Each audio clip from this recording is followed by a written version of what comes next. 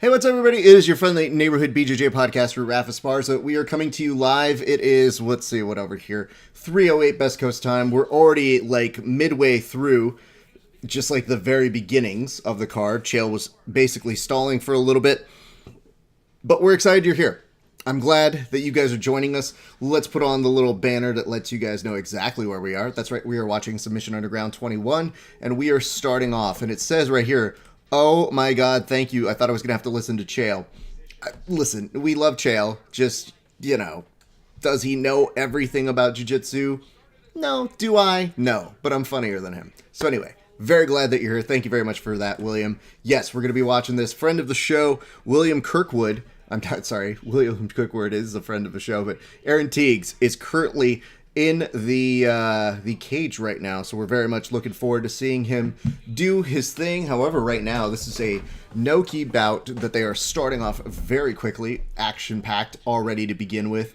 I believe Teagues is underneath, and it looks like there's almost, from a mount position, a little bit of an attack. This might open up an armbar situation, but Teagues might be able to, and he gets his butterfly hooks in nicely. He might be working on a heel hook here in a second, but he may not have too much time to operate that. Anyway, feel free to throw your questions, comments, concerns, hints, allegations, all that stuff at us.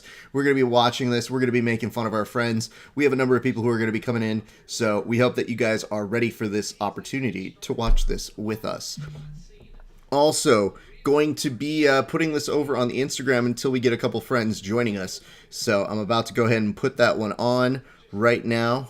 Sug 21 prelims, join in, and let's go ahead and go live with that.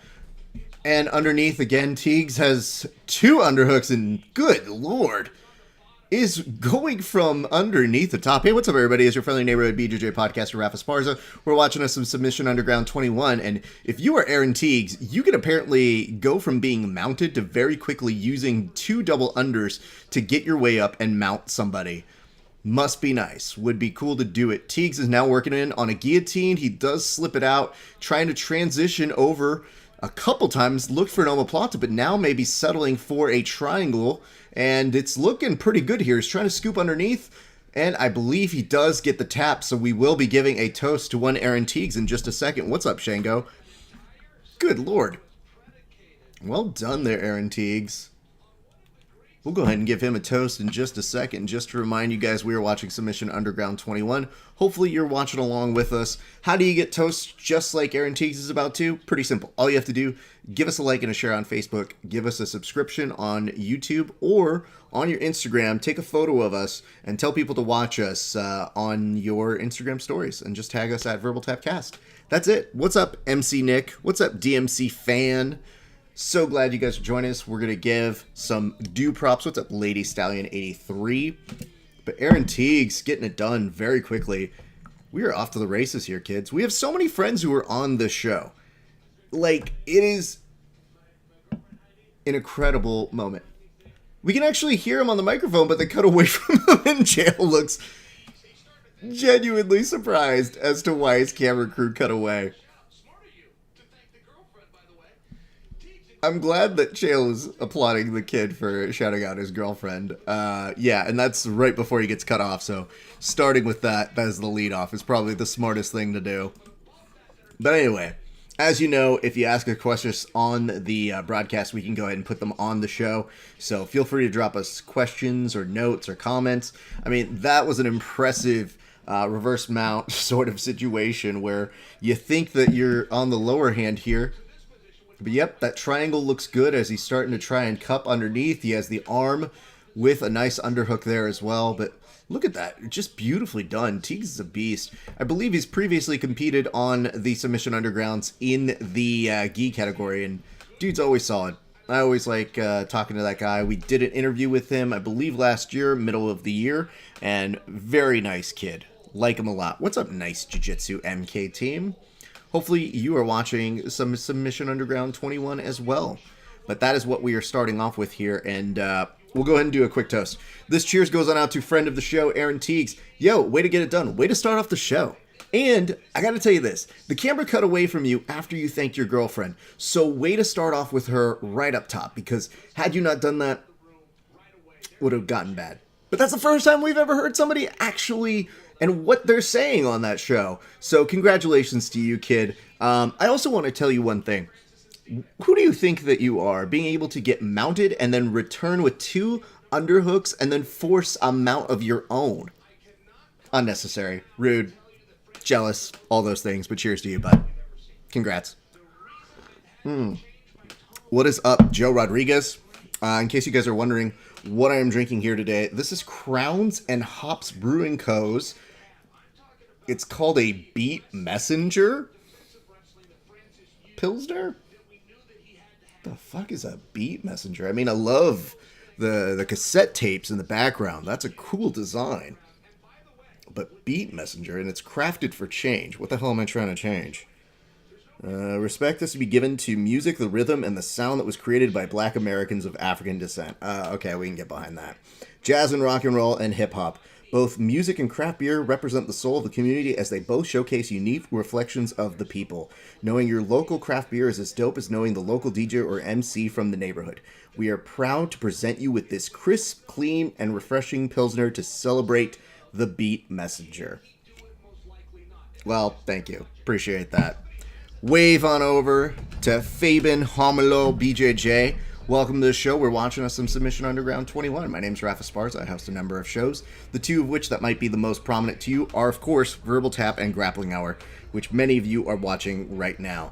So we're in the process of waiting for one Chael Sonnen to give us a throw to the next match, and I will tell you what that one is in just a second. Normally, I get a snapshot of what the fights are, and I have it right here for us. So the second match right now is going to be Liz Tracy versus Kristen Mickelson. So we do have a call coming in. Just to let you guys know what's happening right now, on our Instagram, we're going to go and kill this stream. Our good friend Jordan Jitsu is going to be joining us in just a second. But to those of you watching on Instagram, we're going to go ahead and cut this feed. We appreciate you guys. Where can you watch this? Go to @GrapplingHour. Follow us there. We're going to be watching this for the entire time, so don't feel like this show is coming to an end. Just join us on YouTube, Facebook, Twitch, or Twitter on those Grappling Hour properties. Thanks much, guys. See you there. All right, let's talk about our guest right now. We're bringing in a friend of the show who I'm told just got done eating. Very pleased to hear he was able to feed himself. We'll figure out what he was doing in that in-between time that made him so hungry that he was racing home. But it's been a while, and I'm glad to bring back friend of the show, one Jordan Jitsu. Jordan, how are you doing, sir? I'm doing pretty damn good. How about yourself, Raph? This is great. I love the backdrop. When did you decide you were going to go backdrop today, sir? So I moved my desk around and some things. I'm working on getting a little setup going so that I can do some more like breakdown videos and just kind of, bring up the level of quality of my interviews and things like that. So, yeah, this is the new look. So is that like an actual backdrop that you have in your studio and your kind of setup there? Yeah, it's I can't remember who made fun of me the last time I called it this, but it's a tapestry. I mean, listen, I don't really give a shit. I just think it looks cool. So I'm not going to give you any mess about that too much. Well, it's a pleasure to have you back, sir. As we're watching right now, for a split second, I thought in the ladies who were on the screen that like they had a split second where they thought, is this the one where we slap? They could right here. That'd be a good position to hand on the face. It's a great Use position. That free hand. I thought for a split second Liz Tracy might go over and go, you know what? Oh, right. Other Fight Pass one. What have you been up to, dude? What have you been doing? Not a whole lot. I mean, actually, that's not true. I've been up to quite a bit, but just getting ready for our next event. Been doing a lot of posting on YouTube, so that's kind of been my big thing lately. Just trying to change up the thumbnails and the titles and things like that, and it seems to actually be getting some traction. In the past, we'd upload matches, and you just put the 2 grapplers' names in, and they get 250, 500 views, and now you put the BJJ brown belt versus Division I wrestler or whatever, and it seems to draw a lot more attention. So I've just been playing around with that. Really mad when I fall behind on that, because then I have to spend a whole day or two doing the thumbnails, and I go, oh my god, I want to pay someone to just do this because this shit sucks. And then at the same point, I go, it should be easy enough to do. It's just time consuming. Yeah. Well, and it's it's so important. It makes a difference. So it's something that I'm realizing I got to put a little bit more time into now, and it's definitely paying dividends. So what I would say for you though is you also have this quality content, this quality series of matches that you have in the Subspectrum library. So it is kind of cool when you do get to remind people like, oh, are you guys just up on... Oh, God, that's not great. Are you seeing how Liz Tracy is trying to break the guard here? She literally is trying to hit a AJ Styles-esque spinal tap against the cage, and it was... Oh, nasty. Intense. I must have missed it. Oh, yeah, it's... I would say if you're going to use a cage, why the hell not? But what I'm saying is, you get to say things like, oh, are you guys just learning who Andrew Wiltsey is? That's cool. We've been up on that for a while. Yep, exactly. Or guys like William Tackett, and I mean, all the different absolute champions that we've had out. So we should also give due respect to one Senor William Tackett, because, man, congratulations to him for getting this black belt. I will say this, though. The MFer got himself a camera, and I said, watch it. You're getting a little close to my area, and I don't like it. And that MFer sent me back a GIF of, I think, Justin Bieber wearing boxing gloves saying, come at me, bro. And I'm thinking to myself, you know what, kid? I don't mind you being better at me at jiu-jitsu, but now we're at war. So we had a temporary truce because he got his black belt, but now war back on. Between him and Jake Watson, they're going to take us both out. I mean, Jake, I'm less worried about. And Jake should be here, but I don't know where he is. And we'll talk to him later. But look at this. Right now, a good setup. Are you seeing something? And do you mind telling me where you're at on your viewing? I am actually at the end of the match. Okay. Because they literally just expire on time right now for me. So is that where you're about? I'm a few seconds ahead of you, but... Cool. Anyway, we'll go ahead and tell the people. Beautiful. I'll let you know when they do the coin flip, which I think is happening right now. And the coin flip is over. They're looking on over to see who's going. And they are now starting the first period of overtime. Perfect. We should be pretty well synced up now. For our fight companion. Excellent. She's got the armbar control. Trying to fight for that leg, but she got it now. Eek. The control of both legs. Dude, every time I see somebody grab that cup leg, it is a little defeating. Like, it doesn't ruin everything, but it does make you feel like you have so much more work to do. Yeah, when your hips are so close to theirs, it's like impossible to get your arm out. So, I mean, that's what you need. You need to create the space with your hips. It's really similar to regarding, actually. You're creating space with your hips so you can get your inside elbow to the mat. And, obviously, when you've got that leg caught, it's not possible to do that. So, somebody catches your leg. For a bicep slicer. Woo! That's my least favorite, but also my most favorite. So, obviously, my least favorite to be on the receiving end for. My most favorite when I go, ooh, am I going to get this? This is dope. This is my favorite move of all time. I think the only time I ever went for a bicep slicer, I had to make the decision of whether or not I was going to crush my own balls or win the match. And I chose to win the match, and I paid for it. How long were they effective? 20 minutes. That was fine. 20 minutes? That's not bad. For Infinity fame, you'll take 20 minutes of pain. I would tell you this, though, Jordan. You have to make that in competition. I have to sometimes make that choice between people who I know who compete and friends who I'm just casually rolling with. And I'm going to level with you, man, because I feel like I can tell you this. I might have put a kid in a legitimate camel clutch today mid-roll. And fuck yeah. Yeah, I did kind of actually feel bad about it, but I also felt like it was our version of a groundhog seeing Shadow, and I go, well, I think this is a good omen for WWE BJJ week. I think that me putting this kid in a camel clutch and getting it, because I didn't expect I was going to do it. I just saw that I was like, I could take a rear naked choke right now. But I also am pretty confident I can hit a legitimate camel clutch. After I hit it, the poor kid goes to me, he goes, hey man, where did you learn your jiu-jitsu from? And I just go, all over, man. It's like that's the best answer I could give you. This is someone that didn't know you very well, or No, he's a noob, obviously, but he's not that noob. And by the end of it, he had just casually mentioned to me, he's like, yeah, man, I'm looking to fight in the future. And I'm like, well, we have some work to do. We do indeed. But Liz Tracy picking it up in overtime. Congratulations to her. That was fun to watch. I mean, that was a nice armbar. She was savage with her armbar, and I wish we could cheers her. Unfortunately, we cannot. We only cheers those who get finishes within regulation. So just as a reminder, and bummer. we also cheers those of you who give us a like and a share over on your Facebook. And Jordan, I have to say, I actually owe you a cheers because I did not see you tagged us yesterday until we were done with the show, and I saw that you tagged Grappling Hour when we were done. So I'm gonna do a nice little toast for you, sir. Well, thank you. You're welcome. This toast goes on.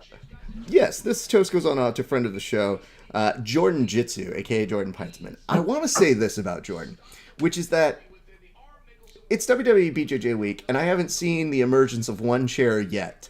And yet, there is a championship belt that is going to be handed to whoever wins this year's WWE BJJ week. And I would think, if I'm somebody entering this competition, there should be inherent fear that somebody who's broken the internet with a chair might be stiff competition. So I'm just going to give you as a precursor cheers. I look forward to your submission, or you just giving away the belt to somebody else because you didn't do it. So cheers to you, Jordan. Cheers. Is that this week coming up? So submissions are due by Saturday. And then next week we do I got some work to do this week. You do, and I do actually have a pitch for you, so I'll tell you off air. I don't want to ruin the surprise for everybody, but we are legitimately doing a belt. We have the guy who designs our thing every year. He literally just volunteered. He's like, I will make the design for the belt. And I said, you don't have to do that. Like, I was just like, you don't have to. Like, it's totally cool. We could figure out something. He's like, no, I feel the same thing you feel. And he literally showed me a photo of it, and I go, this is so over the top, stupidly ridiculous.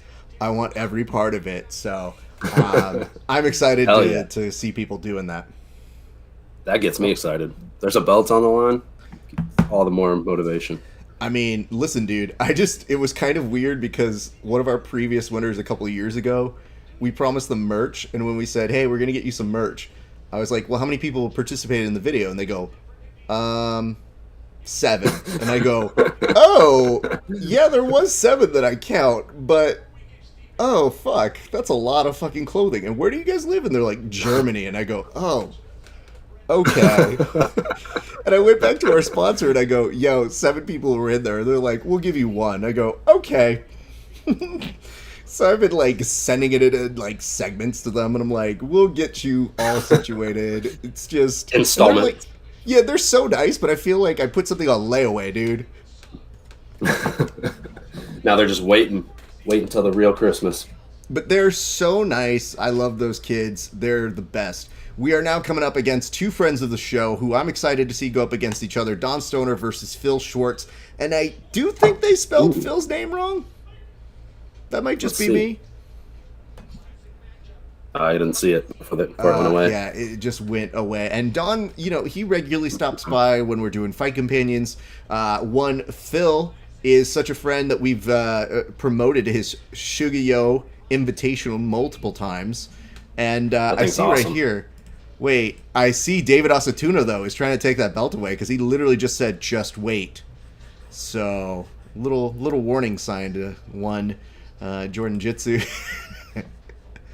He says, Fuego Latino doesn't want no belt. Fuego Latino wants your hair in a bag. What? I don't know what to make of that. I think you're telling me that you're going to El Chapo me, bro. We might want to keep that as evidence. That's a great idea. That's what we go ahead and tell the authorities. BT Dubs, can you tell me what you're seeing from Don Stoner, who is trying to pass up top?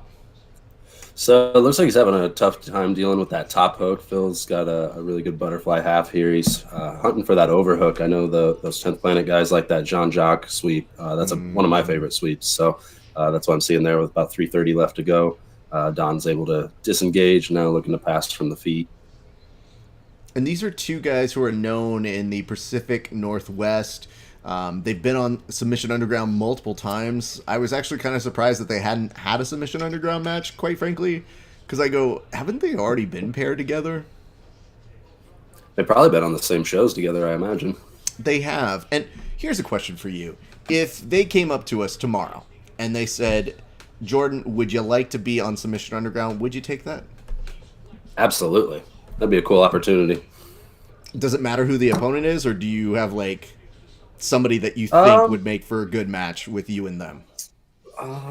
I'd probably have to take some time to think about that. But honestly, in general, I think it'd just be a great opportunity to get a chance to be on Fight Pass, to be on the show. I mean, it seems like the grapplers that get a chance on here, if they do a good job representing themselves, they're typically invited back. So if I ever got the opportunity, I would definitely take it.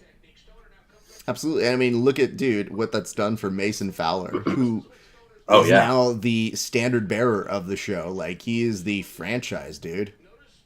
Absolutely. And I mean, I imagine he's, increased his reach tremendously from just the jiu-jitsu community to the whole side of MMA as well. I'm sure there's a whole crop of MMA fighters out there that would love to learn from him. So, awesome for him. And I would say this, before, years ago when I would see Mason Fowler just kind of competing, I would have never imagined he'd be the guy who now has the kind of notoriety that he's doing weird sort of photos to promote and plug energy bars. And, like, it's like him hitting an armbar and being like, "Are you hungry?" And I go, "Is this a Snickers commercial for us, bro? Like, what the shit are you doing?" Hell yeah. But then at the same point, I'm like, make your money, man. I'm not going to hate on that. But Absolutely. You didn't do that armbar just because you had a bar. I drink Monster Energy, and it makes me do arm bars. For years, I tried to get John Evans a sponsorship with Monster Energy because he literally could not function without one. And I always thought, like, bro, you are giving them far too much money that I think we really need to do a better job of getting them to give you some of that money back. And he would always tell me, he's like, that's a great idea. And then before you know it, he'd buy like 10 different Monster Energies. And I'd go, no, this is, again, very bad choices, John. I want to ask this. What do you think has been the secret to Phil's guard retention? You mentioned a little bit about the butterfly hook, but is there anything else that you're seeing that's kind of kept Stoner at bay halfway through this match? So, I mean, anytime he's at distance, like I said, he's using that butterfly hook. You have to get to the outside of that hook. It's going to be really difficult to pass inside of that hook if you don't have your elbow and your shoulder and your chest inside of it. But anytime they do engage, Phil's doing a good job of disrupting the base. He's not actually completing any of the sweeps or throwing up any submission attempts. But it does put Don on the back foot and makes him, defend his base. And now he's got the Kimura trap. 8 seconds left.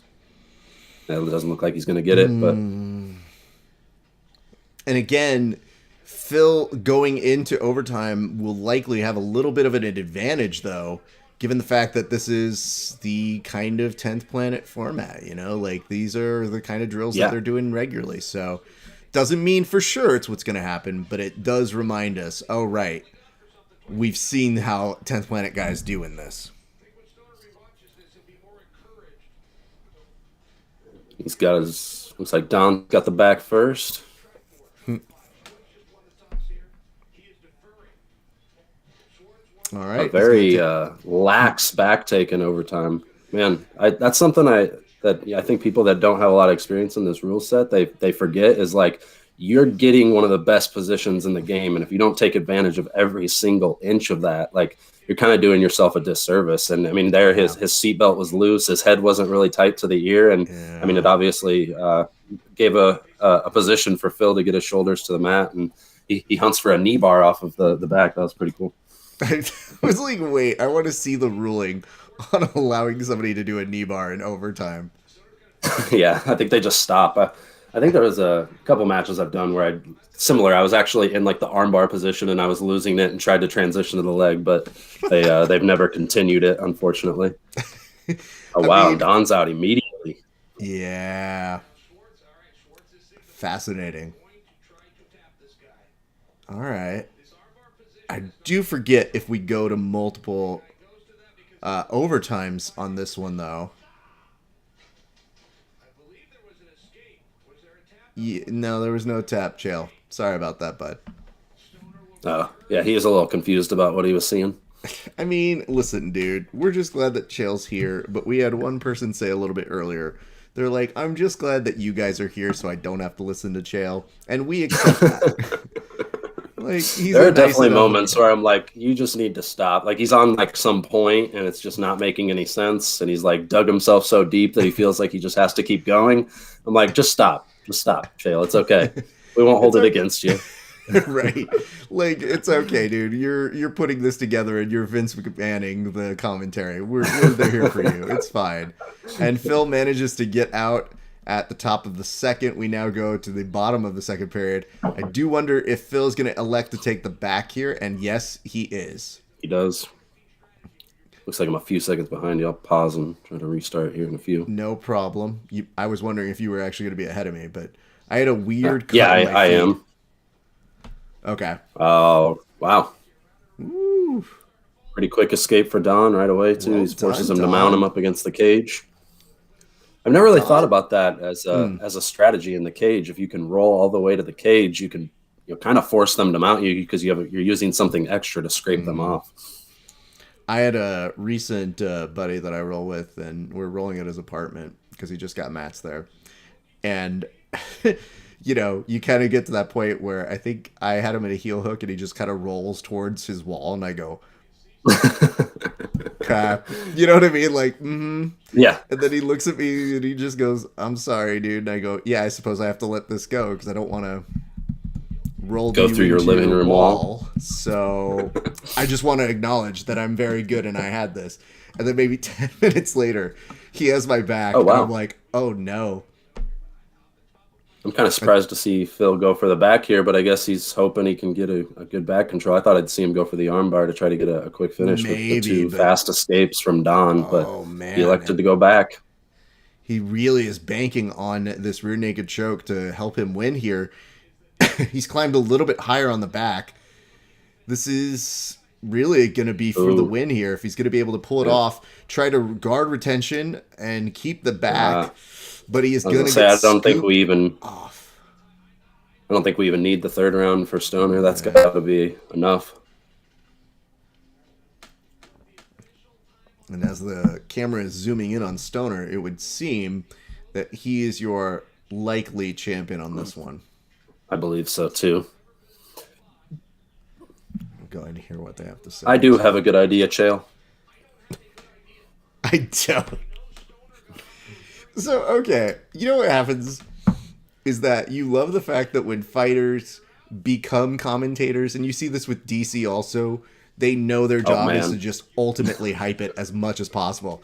Like, now when DC's saying something, he's like, oh no, this guy's coming in and he's dead. And you go, no, DC, he's still standing upright. Like, bro, we get it. You don't have to go that deep into it. Yeah, I've been noticing that the last few shows that it's like they're pitting Rogan against Cormier, trying to give him like opposite viewpoints, kind of like that, like Stephen A. Smith versus, whoever the fuck he does TV shows with. I'm so glad you did the same amount of research that Stephen A. Smith does on our sport. Exactly. It's like Stephen A. Smith and go fuck yourself guy. I don't know who he is, but yeah, whoever that guy is. Yeah. I had sent Kevin. He's not talking about MMA anymore, is he? They pulled him from all that.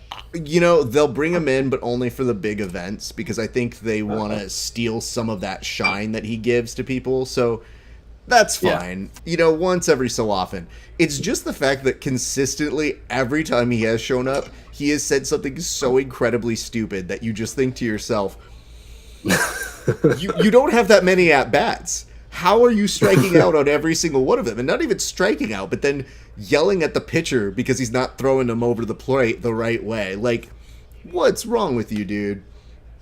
So anyway, that's neither here nor there. Let me go ahead and pull up who is next. Coming up next on the card is going to be Joey Mckay versus Andrew Alexander. Oh, nice. Andrew Alexander is a friend of the show, which is why we are going for Joey Mckay. You got to do him like that? Oh, bro, I literally tweeted at him multiple times, I do not hope you win. Because it would mean that I would probably have to interview you to some extent. But here are some props for Andrew Alexander. He has been putting together some great events. I believe it's the PNW events up in the Pacific Northwest Invitational. Oh, that's him. Very nice. I've heard about the event. I didn't know it was him that was putting it together. He is definitely he is helping out with that. And I want to tell you this, that he has done incredible work with that. And my good friend Brady Huang ended up winning the thing yesterday for the blue and purple division. Brady is a monster. And also in this respect, I'm very, very proud of Brady. But then today, when I was giving him his due props, I saw that his celebratory meal was a pizza. And I said, amazing. But it was a pizza with pineapple on it. And I immediately took back everything nice I said about him. Not a fan? I mostly don't care. Because as a kid, I loved Hawaiian pizza. But also, like, bro, if that's your, like, fat kid meal when you're a fighter, and fair enough. you go and have that, like, pineapple on pizza just seems... And he's like, he sent me a note that just goes, Raph, it's healthier, right? It's got pineapple on it. And I go, bro, I'm not dealing with you right now. When you come back to training next week, I am going to really give it to you. But very proud of that kid. He's a very, very solid fighter and grappler. Thought it was kind of funny, actually. I saw on Facebook yesterday, Seth was posting the odds and everything for this, and Andrew Alexander said, oh, so this is the only way I can get on a fight to win thing. I thought that was kind of funny. So apparently he's never been chosen for fight to win, which is kind of crazy. But I mean, they don't know what they're doing. Like, still half the time whenever they, like, basically get people who sometimes fall into their laps and they go, oh, do we have Yuri competing for us? Okay, I don't really watch him, but yeah, he sounds like he's somebody. With Andrew Alexander, dude, when you go to those Pacific Northwest regions, which I don't think they do a ton, he's got a draw, man, and he's a monster of a competitor. Like, he's really solid. Look at him, dude. Even already aggressively just trying to attack the neck just from butterfly for no reason. Like, I have respect it. I like the way he plays. absolutely. I have a lot of respect for him. I've always thought it'd be a fun match between me and him. Not that I'd necessarily beat him or anything, but I think we'd have a good time. I think you're not wrong on that one. I may have to put that up. I don't know who I would root for in that one. That was a tough one, dude. Because, like, I don't like him, but do I like you? I don't know. It's up to you. It is up to me. I'd have to figure that one out. Like, there are some pairings that we laugh at really hard. Like, tonight, Boogie and Mason Fowler are people who we have equally given shit to over the years. Ooh! This could be a slicer. But instead, he's losing position. Mckay is going to try his hand, maybe rechambering, doesn't get much for it. And now, Andrew Alexander already back to just kind of playing from his guard. Open guard.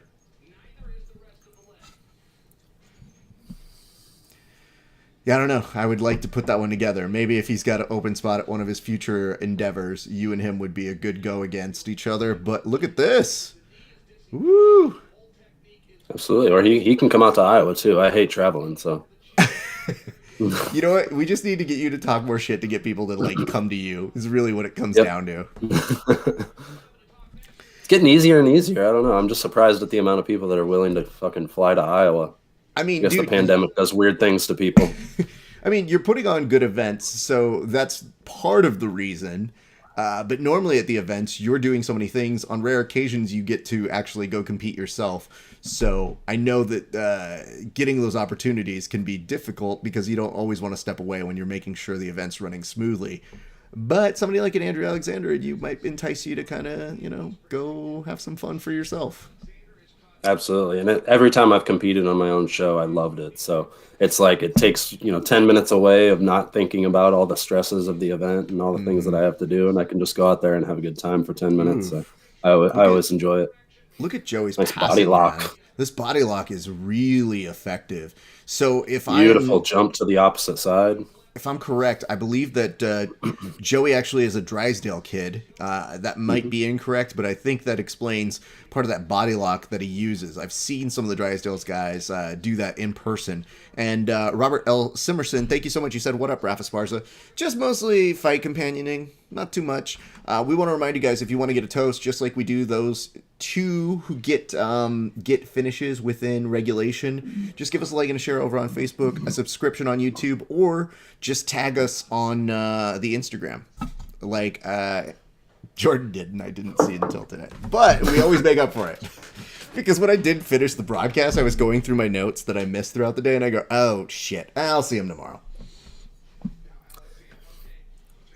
It was nice to see Nicky Rod using a lot of that body lock passing Friday night at Who's Number One. Bro, I had somebody who I was rolling with yesterday, and they literally were hitting me with that body lock, and they just said, I'm doing this for Nicky Rod. And I was like, could you not? Because I'm really trying to sweep you here, dude. It was really annoying. Yeah, that's when Tackett was out here, he taught a seminar the day after his match with Wiltsey, and that's what he taught was all body lock passing, and I was just okay for it, and I could not believe like the amount of force and pressure he could generate from that position. That just, it makes it impossible to hold on to your half guard or butterfly hooks or anything. Like, just smashes right through it. I mean, I can't wait to train with my new nemesis for photography, I guess. William Tackett, because William, dude, he's such a nice kid. I never expected to be in a feud with him. I was like, where did this come from? This isn't challenging you to a fight. This is literally just saying, like, hey, watch your place. And him being like, let's fight. And I go, I don't want to, but I'm supposed to, I guess. Oh, no. But there's a host of the guys. That YouTube money that everybody's trying to get. Woo, no kidding. I was like, but bro, listen, I'll be a great highlight for him in a regular role. I have no purpose or business around that kid. No, the last time I might have been able to give him a chance was when he was like 13 years old. So I think we were actually supposed to be in the same bracket, but then he pulled out of it. So I'm actually glad that he didn't, because that would have been embarrassing to get fucking mauled by a 14-year-old. I mean, in retrospect, we would look back at it now and say, look at him. He was who he is now. But at the time, it would have been pretty devastating. Absolutely. Drive all the way to Texas, 16 hours straight. Have you missed driving somewhere to compete, though? I've been curious about that, because I know you've gotten people to kind of Field of Dreams their way over to where you are. But have you missed traveling somewhere to compete? A little bit. I definitely don't miss the like driving straight through the night and sleeping in my car for 2 hours, like eating a shitty McDonald's breakfast and then trying to go out there and give it my best. So now when I travel, I'm a little bit smarter. I actually usually will get a flight. If it's more than like 8 hours or so, I'll get a hotel room, actually get a decent meal in me, take care of myself the way I should be if I'm going to be competing. I'm not 23, 24 years old anymore, so I can't really get away with that.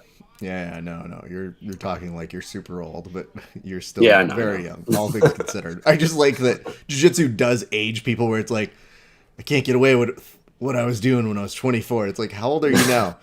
27. 28. You know what I mean? Like, yeah. Oh, okay, yeah, you got real old in those 4 years, bro. Yeah, for sure. See these wrinkles? We got a note here from William Kirkwood that says, I'd love to compete again. I'm in a 40-plus hobbyist match. Good for you, man. I mean, I'm sure there's going to be a plethora of opportunities for people.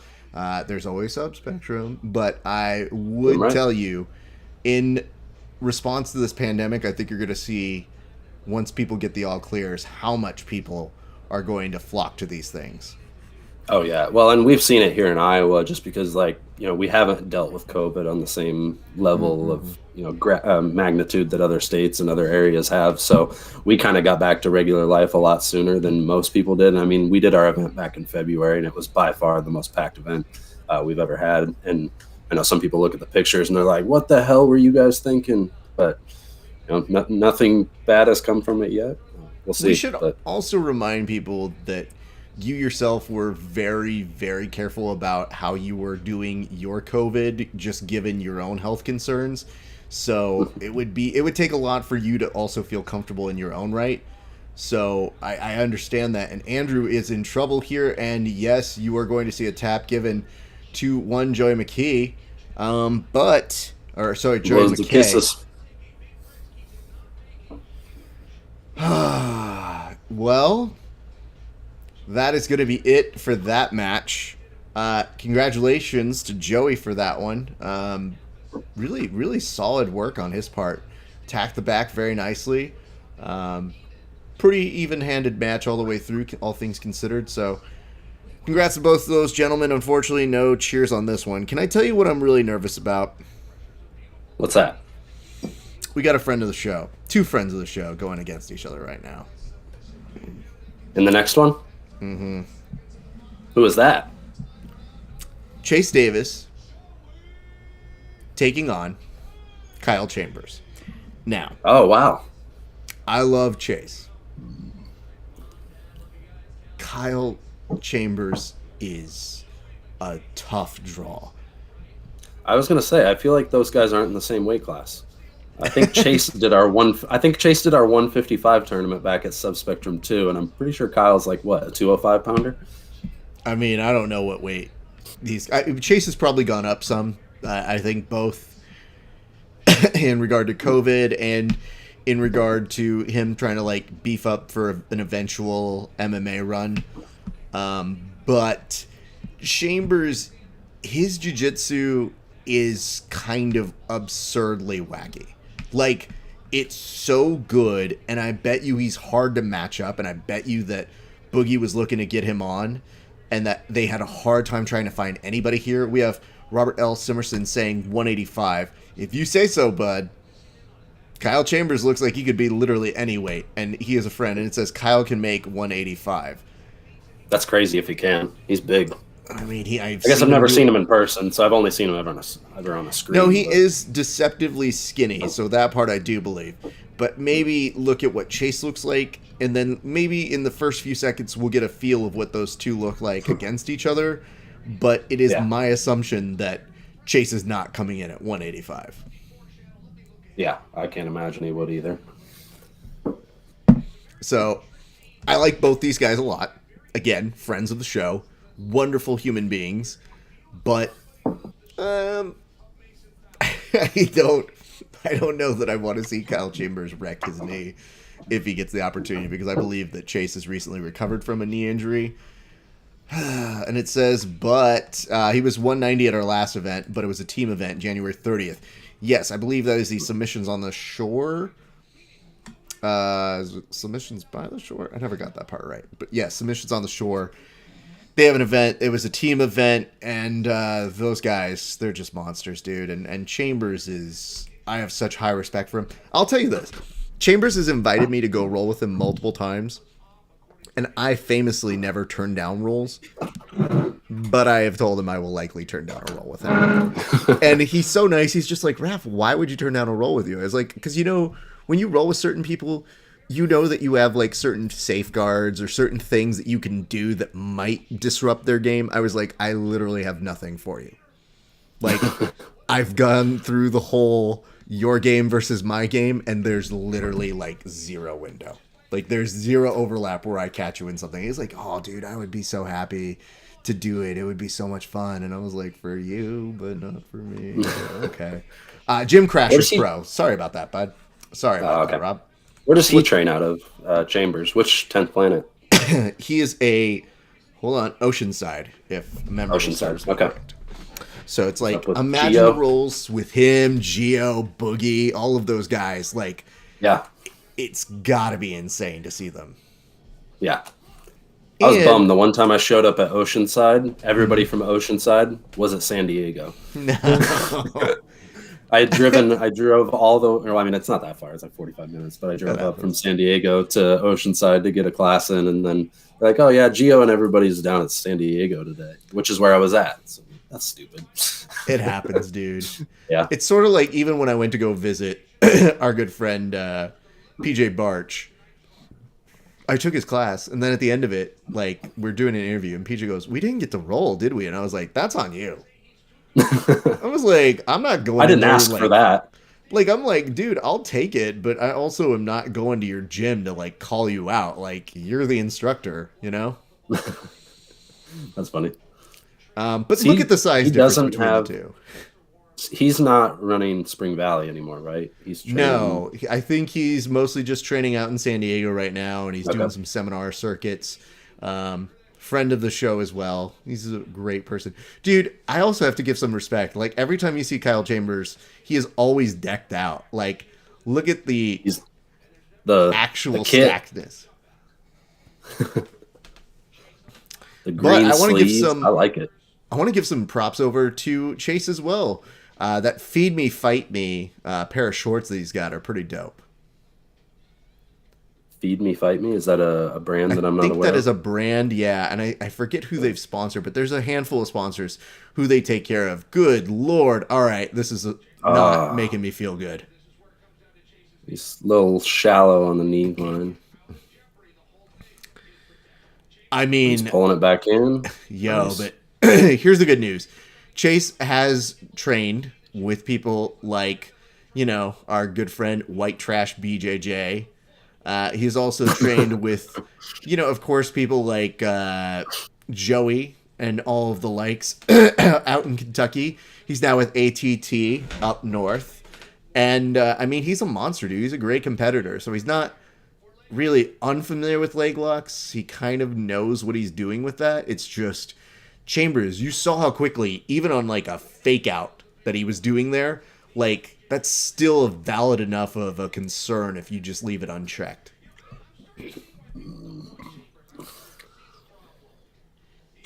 I see it too, Chael. That looks like a shitty guard to try to pass. Bro, I can't. Again, now imagine that guard, and then imagine Chambers telling me, like, Raph, no, totally, you can do this. It's not going to be that bad for you. Like, okay. I mean, he throws the knee shield in, and it covers the entire waistline. Like, it's not a normal knee shield. And it looks like it still has space to spare. Like, it covers the whole waistline, and it still looks like it's got like a good 6 inches out of it. Yeah, his foot's not even all the way hooked on the hip. Oof, look at that, dude. Oh, wow, nice inversion of the far leg, Craig Jones Chase style. Is trying to work it, but that leg might be a little bit more compromised as we go on. Chase trying to stall it out and see if he can maybe come around him, but nothing doing there. Now he's just got to work on getting that knee line out. Nice. He's trying to collect the back, here, and he does have it. Beautiful transition. Nicely done. Love seeing that off of a leg lock defense, but damn, Kyle turns right into the guard. Yep. We have a note here that says PJ has a place in Chula Vista now, so cool. We'll definitely look forward to seeing that. And it says, come to our next one, May 7th in San Pedro. Appreciate the invite. If I'm free, I would definitely be interested. So keep me posted on that one, sir. If not, I will definitely be plugging it. Happy to go ahead and put the word out there for y'all. I assume San Pedro is out there in SoCal? It's far enough. It's out this way. Is it? It's a distance. I'll put it this way. It's not a distance that you could say, like, it's so deathly far, but it's definitely we're going to have to plan for this. Woo! Look at this. All right. Chambers already just kind of collecting the leg, trapping it, but Chase might be slipping out of it. Kyle in with a little bit of a reap. Figure 4 on the outside, and looks like Chase is trying to re-chamber on this. Woo! He might be in on that. He's so Probably close to getting out. But as soon as... Mm-hmm. Yeah. Thank you, Chael. Chael's just like, if there's one thing I want you guys to understand, it's the knee and what the knee can do to get in out of that. All right. The precursor to me saying I'm worried about Chase, fairly unfounded. He did quite well in this match. I will also say this. You know who's also a fan of our show? Who's that? Kyle Chambers' mom. She regularly watches our show. She literally just bought a shirt, a Grappling Hour t-shirt. Like, she's so dope. And, like, she'll routinely She's a bigger fan than me. I would account for that. Your biggest fandom comes when you're on these shows. So, yes, that does check out very nicely. Is there a hint of a purple light that is coming out right now? Over here? Yeah. Yeah. Yeah, I got some little lights. Interesting. Good for you. I kind of like the little segue there, sir. Yeah. All right. Period of overtime. I think he's trying to already start with that almost hook in. Yeah, I was going to say they don't really, they're not too strict on the start there. No, and he basically had his hand on the thigh already. Aren't you supposed to post that out? Isn't that the whole point of that? Yep. You're supposed to like post it behind you, I think. And he had it posted literally an inch away from Chase's leg. But I can't hate on it, so it is what it is. I was going to say, if the referee isn't going to step in and do something about it.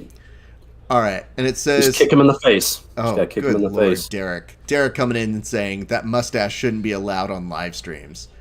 Derek shouldn't be allowed to comment on live streams. That's fair. Ooh, nice armbar. Yeah, that you can tell. Like, that's the thing that does concern me whenever you have your arm kind of taken away from you and you still have to do a period of overtime after that. Derek, that's going to be hard to hold your seatbelt if your arm's been hyperextended. Absolutely. Derek says it should come with a censored graphic. Derek, be nice. Listen, dude. I still appreciate the fact that at one point you basically just said, you know what you should watch? Two dudes don't have shirts on. And I just go, that's hilarious. Like, Jordan's run out of shit to say about people. It's like, you know what? These guys, they're just here. Whatever. Fuck it. Watch it or don't. Purple belts.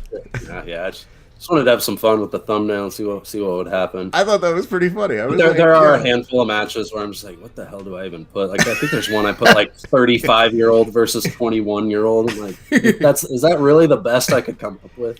I think the guy even commented, he's like, I don't get a cool name like Cash Wrestler. I just get middle-aged dude. To be fair, that would actually make me more inclined to watching it. So I'm kind of with you on that. I want to give props over to Chase because I thought Chase put it on him, and I thought that he looked very solid in this. Big congratulations to friend of the show, Kyle Chambers, though. It is great. I've been waiting for him to be on Submission Underground. It has taken him far too long for this. And it says right here, is that his first match Submission Underground? I believe it is. I might be wrong. I'll go back and look at that. That's crazy. But it seems odd that he wouldn't have been on there before, and it says best match description ever. I guess the only thing that makes the difference is what makes the difference between ADCC style, aka no rash guard, and not. Because if you're already competing with the rash guard, at what point do you say no, not this time? I think Derek was just following the crowd on that one because Mahmoud, his opponent, had been competing shirtless in the no-gi all day. And then it got to the third place match, and he's like, "Well, shit, I need that extra advantage." No, I'm just messing. It was actually a really, really good match. It was a fun match. If you guys have never heard of him, Mahmoud Jabar, I think his name is, out of 360 BJJ up in Milwaukee. He is an absolute beast. Purple belt, 170. I want to see him against Andrew Tackett. I think that'd be a great match. And that's one that he's been calling for a long time. So now that I've got somewhere to voice that, I think I'm gonna say that match should happen. Ooh, I like that. Yeah, I don't know if I've ever told this story, but there's like a pro MMA fighter that was at our local tournament out here in Cali, and he was going without the rash guard. He's got the hair on the chest, and people are kind of like, I don't know, dude. Like, I don't really want to. And then his opponent for the finals, they face each other, I think, before, and they have like a round robin sort of a thing. So the audience starts bullying his opponent. They're like, take off your shirt. And the dude's like, I don't really want to. And then the dude finally just goes, oh, fine. And he takes it off. And I go, I'm not okay with this. Like, it should be your own personal choice. The poor audience is just like yelling at this dude. And he's like, I don't want to, man. And then he didn't even win. So then he ends up doing that. So we've definitely given that person shit a number of times. And I've interviewed him since, and I was like, did you know we made fun of you for that? And he's like, no, but I love it. And I'm like, I'm glad, because you become our patron saint of ADCC style with no rash guard. So I hope that you know that, and that dude has a very good sense of humor about it. That's awesome. It's just, I think that Derek puts a nice little additional comment here. It says, when your opponent pulls up shirtless, you can't disappoint the crowd. I think that's the same thing that Chippendale says, but sure, okay. So that should be their tagline. That's beautiful. You know what? Put that on a shirt Jordan, because I'm pretty sure On a at some shirt. point.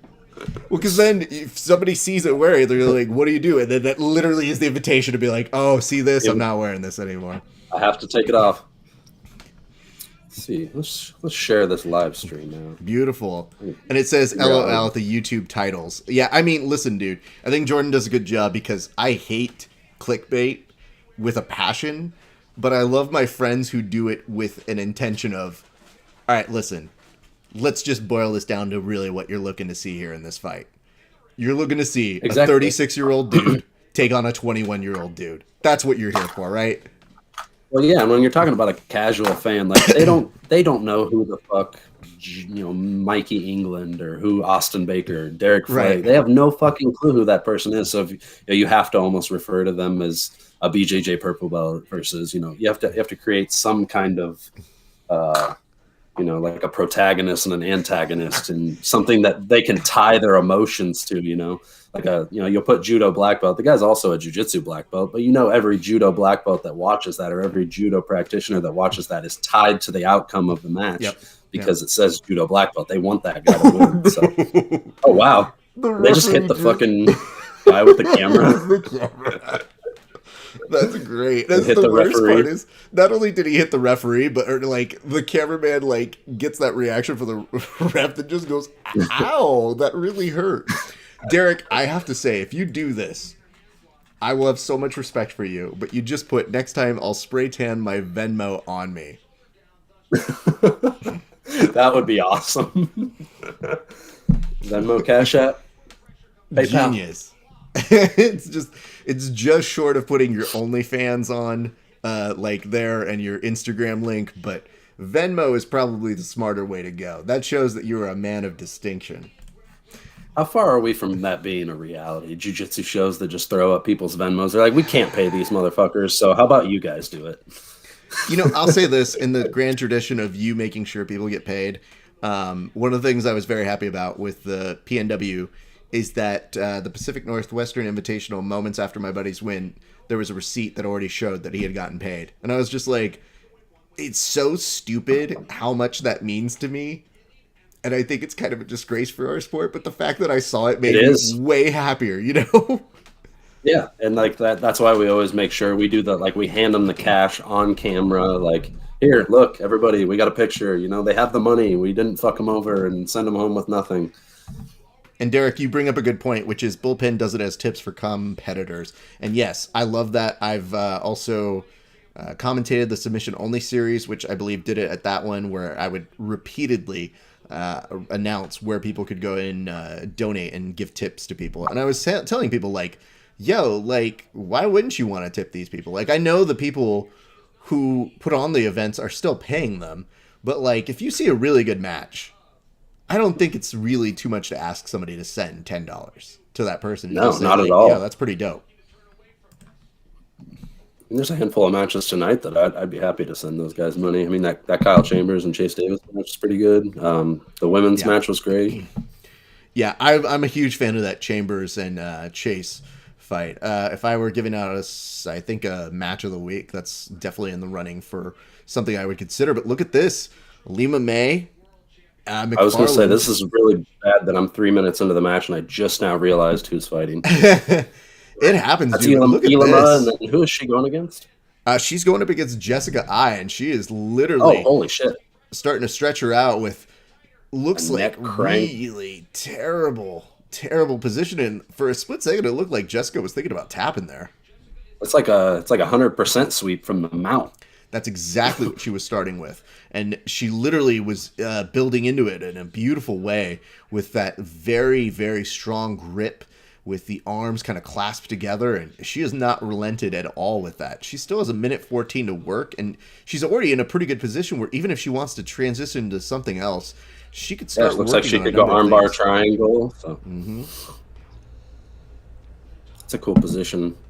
What was it? It was was it an MMA fight recently and someone tapped out somebody with that? Oh, yeah, it was Darian Caldwell got tapped out in Bellator with 100% neck crank. And I remembered in the post-interview, he's like, yeah, it's just something we invented. And I remember being like, bro, I can't with that and what you're trying to say, but I will give you props for pulling it off. You know what I mean? Like, yeah. There's a reason we love to call it 100% because it's one of those ones where you start getting it, you feel really good when you get that sweep and that threatening aspect afterwards. But I just remember looking at it and going like, ugh. Jarek is also putting a note here, and I'll let you answer this one. It says, so we all agree these matches are too short. Jordan? I agree. I mean, even if you just added like another 2-3 minutes, like 7-8 minute matches, I think it'd be a lot better. I think you'd get to see maybe more finishes in regulation, just, in general, more action. But, they seem pretty tied to those 5-minute matches, and, they defend it every time it gets brought up. So I don't see them changing at any point. I'm going to tell you this, though, Derek. I got one thing against it, which is we are usually out in 2 hours flat. I can't say which that is nice. Any other real event or activity. Like, even when my wife was talking about the different events that we're having, she goes, well, how long is this one? I go, it'll be about 2 hours. And she goes, you said that last week. And I go, I did, but that was Eddie Bravo's combat jiu-jitsu. And all sales are final on that one. You know what I mean? Yeah. Don Stoner says, give me a cheers, you jabronis. Why? You didn't get a finish within regulation, you dummy. Come on, Don. I do appreciate that Don has this up, though. Like, you just competed and you are watching this.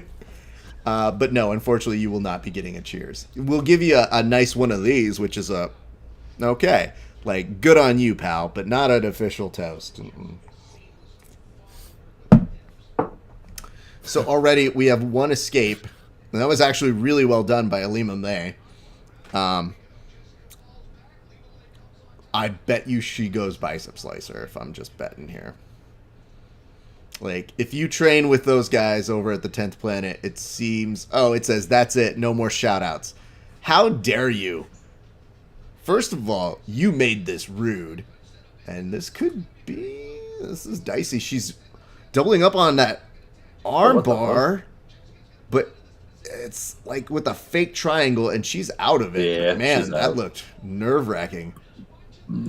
William Kirkworth does say it is tough to finish in 5 minutes. Yes. The hard part about it is that 5-minute regulation. The only thing I would say is for your main event or like the main card, maybe we should look into extending those to 8-minute matches because I really think it depends on the competitor. Like, yeah, I think 5 minutes is fine for any undercard and most of the main card matches, but maybe like your co-main and your main event do like 7-8 minute matches, something like that. Yeah, I don't love it for like I get it if you're a purple belt and you get on this card and you really want to make something happen. However, this is a nice armbar set up here by Jessica. I do believe it is. Alima Leg, if she gets that knee to the butt there, yep, she didn't even need it. She just pulls her arm out. Good for her. Nice. Looks like I is promoting maybe a marijuana farm. Just says family farms. It's high. Oh, it's a High Rollers fucking. Oh, amazing. Rash guard as well. It's got to be I Originals. I think it is. I thought I saw over on the side that said something like a High Rollers on it. Yep, it's High Rollers on the sleeve, and it might not be hers. She probably got her own strain though. Oh God! Don't kick me in the face. That's the best way to get out. It really is. Every EBI overtime that I've ever won was because I kicked them in the face. Oh, did she tap? Yeah. It looked like it. She was like being super nice with that arm bar. Yeah. She could have just hipped right into that and popped the elbow, but she just let her gave her a second to tap. You know what that armbar reminds me of? That's a drilling armbar that you do with your friend, where you just kind of go like, "Please, for the love of God, just tap. I don't really want to do this." Yep, it's like a kids' class armbar. Well, congratulations to friend of the show, Alima Lay McFarland, Bellator champion, an incredible jiu-jitsu practitioner. That was a fun match. Good for them. Really pleased that they were able to put it on and give us a good one. And we're looking for more of these MMA people to come and give us some competition on this card. So I welcome this. I think it's great. And it says, Jordan trains face kicks from Spiderweb. That's rude. Also, I believe it. It's true. It's the most effective way to get out. If they're going to hook my leg, why can't I kick him in the face? To be fair, not only is it the hook of the leg, but you know the regard of douchebag from that spiderweb position where you're literally just like continuously bringing your legs, crushing their face. And I just go, oh, yeah, I guess it kind of is tit for tat. So, yeah. Derek, I think, actually, to be fair, go ahead. What did he say? What's this is good. I like this. To be fair, I don't think I've necessarily intentionally kicked people in the face, but just trying to create space with the hips. You do what you got to do. A little butterfly hook under the neck. I don't believe you in the least, but I will give some credit to this, and I do enjoy this comment. This might be better than him spray tanning his Venmo. It says, does anyone else think the referee looks like the rapper Fat Joe? And I think it has taken us forever to figure this out, but you're not wrong. It's like Fat Joe after several surgeries that made him slightly less Fat Joe. So, yeah, I can see that. This is, what is it, like Bypass Joe? Bypass Joe did not do as well on the charts. And you know what sucks? Think about this. It's a very unhealthy name, because think about it. If that dude really wants to make a difference in his life and lose some weight, he can't be known as Fat Joe if he's no longer fat. So at a certain point, do you start to think like, man, I really got to keep up this facade? I'd be like, well, don't you want to work out? I would, but the brand. Yeah, when you tie your name to your physical appearance, it makes it difficult. It does. It says it's like Skinny Fat Joe found Portland. Good for him. We have to be pleased with this. I'll tell you what our next match is. Andy Night Varela, friend of the show, taking on Satoshi Ishii. That'll be interesting. Yeah, this is definitely stylistically just not what I was expecting when they announced the matchup. Andy Varela's obviously been getting a lot of chances on this show. He's definitely made a name for himself under the Submission Underground banner. I didn't expect them to throw him to somebody as big as Ishii, but I'm excited to see it nonetheless. Well, also, think about this. I think that Chael's been saying if he wins this, that Night Varela could actually be the next contender for Mason Fowler if he wins tonight. I think that Chael is going all in on him, and I'm kind of here for it because I think, like, dude, Varela gives you really good return for your investment. Yeah. He's always going to be exciting. Like, it's not going to be a boring match. And he's saying, yeah, whoever wins this does get Mason Fowler or Richie Martinez. So the winner of that bout, which is insane to me because, like, I don't understand how that's really a qualifier. Like, I know that he's been a solid performer for them, but if that's the case, Night really does get an elevated opportunity here. So, yeah, good for him, man. Yeah, he's fun to watch. And he beat the shit out of Derek, so. Is that true, Derek? I feel really like that was an inappropriate time to bring that up. No, I'm just messing. It was, he put it on him for sure. That was back when Derek was like a blue belt, though, so. I mean, no shame in losing to Andy Varela, nonetheless. You know what? Blue belt, it was not going ADCC stuff. That's what messed him up. See? Now he knows. Yeah, it wasn't. Yeah. That was when we both came out there. When we both came out to San Diego for that Ultimate Mat Warriors. I threw my hands up. God, I remember that. That is very funny. Yeah, it's very funny. That's before I even knew who you were, probably. Probably. I mean, I was just taking photos over on the side and just doing my job. You were there? You were there for that one? I'm pretty sure I was there. I'm pretty sure. Which, was it Ultimate Mat Warriors 2 or 3? 2, I believe. 2. I was for sure there photographing it. But yeah, we have a policy of usually interviewing everybody. Look at the power mullet, though, on this man. I was going to say the blonde mullet. That's not what I was expecting from Varela. And Derek really wanted to make sure that we correctly leveled this out. He said, he beat my ass. The announcer kept calling me Juan. What about you looks like a Juan? Bro, I don't understand. That's so sad. That was an interesting situation because Derek was supposed to be on the card against the guy that I ended up facing, but then he got injured, so he pulled out of the match. Boogie pushed me into that spot, but then Derek recovered quick enough that he was able to get another match, and then they put him up against Varela. So I think that's the last time I actually went to San Diego. It's been way too many years since I've been out that way. I need to get out there. We'll have to get you back on over this way to come visit. And Night's really working on trying to make something of that front headlock, and he's trying to go around the corner, maybe a guillotine here, and it does kind of look like Joe Exotic has learned a little bit of jiu-jitsu in his time off here. Good Lord. I knew that kid had power mullet potential, but this is really coming into a new level of mulletness. Ishii is looking like he might be in trouble here, though, dude. I know that he's not necessarily tapping at the second, but that is not looking like a full grip underneath the chin. It's tight for sure. He's got his left hand in there that might be disrupting like the S grip or the Well, this might rechamber being able to get his hands together, but he gets free. But he's able to get it. Nice. I think that he's looking a little tired at this point. Varela now going to the back. This could be a twister situation, but instead he's going to return back on over to attacking. I would just start seeing a face crank here if I were him. Absolutely. Get that win. Get that win and go get that Mason Fowler money. Yo, listen, dude, that's a great dangled carrot to have in front of you. It'd be like, sorry, bro, I wouldn't normally face crank you, but I need to make this happen. Absolutely. I'm trying to cash some extra checks here, and unfortunately, your neck is preventing me from doing that at this moment in time. I will say this, dude. Just given the size of Ishii on this, getting a good body triangle there is an accomplishment in itself. He's got a little bit of belly on him, don't he? He does, and listen, I'm not going to shame anybody. I'm saying, I get it. No.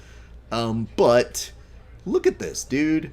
Like, he is consistently attacking underneath that neck. He's got a minute 43 to work here. Another body triangle, but this time on the inside of the legs. And Ishii is looking spent. Like, even if he survives this, I am worried about his approach in the Ebi Overtime format, especially with somebody as gas tank friendly as one Andy Night Varela. I know he's been defending the whole time, but I mean, to be that tired 3 minutes into a match is professional grappling. I will say this, though, dude. Much like you're branding some of your stuff as, you know, judo guy takes on first day blue belt, you know, like those sorts of things. There is an element of this dude is a Olympic competitor versus a dude who literally flies off of the cage with ease. And Ishii gets back up to his feet and 100% wants to get a takedown here. But the nice part about judo is you get that takedown, your business is almost done after that. Here, this extra grind and continuous... Oh, looking for the Kimura. Yeah. Nice. Ooh. He's strong enough. That might be... Oh. Nope. I mean, he's strong enough that he a little bit, but he lost the grip himself. He literally threw the grip away from himself. Powerman 5000 his way out of getting a true finish there. But here's a nice part. He got to put a little bit of pressure on him right there. And there was a momentary break, and I don't really understand why, but it was a sign of respect between the gents. And now we go to Ebi Overtime Rules. I would love to see what Ishii's got for his overtime. I have seen it previously. Did not look super great. Who had he gone? Was it Mason? No, Mason tapped him in regulation. Who else had he gone against that was in overtime? I thought there was somebody else that he had. I'm gonna have to refresh my memory on this one. Give me a second. I'll call it up. Unless one of you dorks has it. Derek, you're supposed to be our fact checker. Go figure out if I'm right or not. Yeah, Ethan won the 145. See, he's got the stats. Oh no, I do remember that. That was the first time I ever watched Ethan grapple. It was intense, right? Ultimate Mat Warriors too. Oh man, his back takes were so fast. It was insane. I remembered I interviewed both Ethan and Ricky Lule after that one. And Lule was like, yo, like, it sucks. And he has that kind of thing. And he's like, why are you interviewing me? And I was like, because you had a great fucking match, man. Like, you were really putting it on him. And I mean, now I'm sure Ethan's on a different level. We've seen him on a competitive way where he's just been a beast and now has that super strength and maybe too much strength, one might say. Maybe too much. I was going to say, is he drinking the sweat of Gordon Ryan? Or It's pretty gross to think about, but probably It not is. far from the truth. I swear, there's something to be said around of being around people like that. When I spent 6 weeks at Atos, I put on like 10 to 15 pounds of muscle, and I promise I wasn't hanging out in the back room with them. I'm glad that comes with a huge disclaimer. Just to remind people. Granted, I was just like I was balling when I was out there, so I was eating whatever I wanted to, and just like working out whenever I wanted. So maybe that was part of it, but. Ooh, Ishii actually got out. Good for him. I would tell you this, though, dude. I would say that, one of my favorite things is when I want to get down a few pounds, like, I literally just tell people, put on a timer and then turn it immediately off. Like, literally just murder me so I can have a cheeseburger is really what it's coming down to. Well, that was fun. He's essentially out, man. There's no real connection here. Yeah. So I'm honestly surprised that referee allowed it to keep going based on some of the other stoppages and things that I've seen in the past. I'm actually surprised that he allowed it to go for that extra 5 to 10 seconds. And it says he had a 20-minute match with the janitor. Thank you, Derek. Worthless yet again. Who's he talking about? I think he's talking about Ishii at this point. Ishii. Oh, thank you. Just listen, Derek, go do what you're good at. And I don't know what it is, so...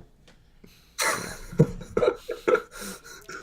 I just like the fact that I'm like, I don't even really know Derek, but I just like the fact that today we've decided, you know what, we're going to give this kid shit. He's the only one commenting for the most part. I mean, there's been a handful of others, but That's true. when people are in the comments, you got to give them shit. Those are our viewers. I mean, that's those usually what come back next time to get roasted. That is true. We do make sure that we treat people as they are part of the family. And Ishii's going to attack the arm here. Looks like Ishii wants to go straight over to the legs, actually. Like, bitch, give me your other arm. Well, let's see how Varela comes up on this one. Ishii's actually crossing the legs here. And Varela moving his legs counterclockwise here. Now he's coming up. Ishii is very strong. The hips underneath him. And I do note here, Derek says, oh, we're roasting people? Yeah, bro, do you not know what we do here? Like, this isn't your first time, fam. You don't get the opportunity to say, I didn't know that's what we do. Derek's pretty good at roasting people. I got to give it to him. Is he?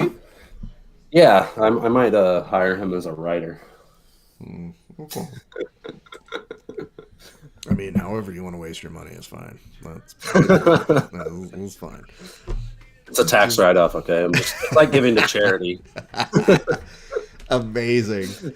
All right, Ishii now having his back compromised here again. The good news is Varela is probably higher on the ride time, so he really just kind of has to keep him in place and just worry about not getting submitted in the third period of overtime.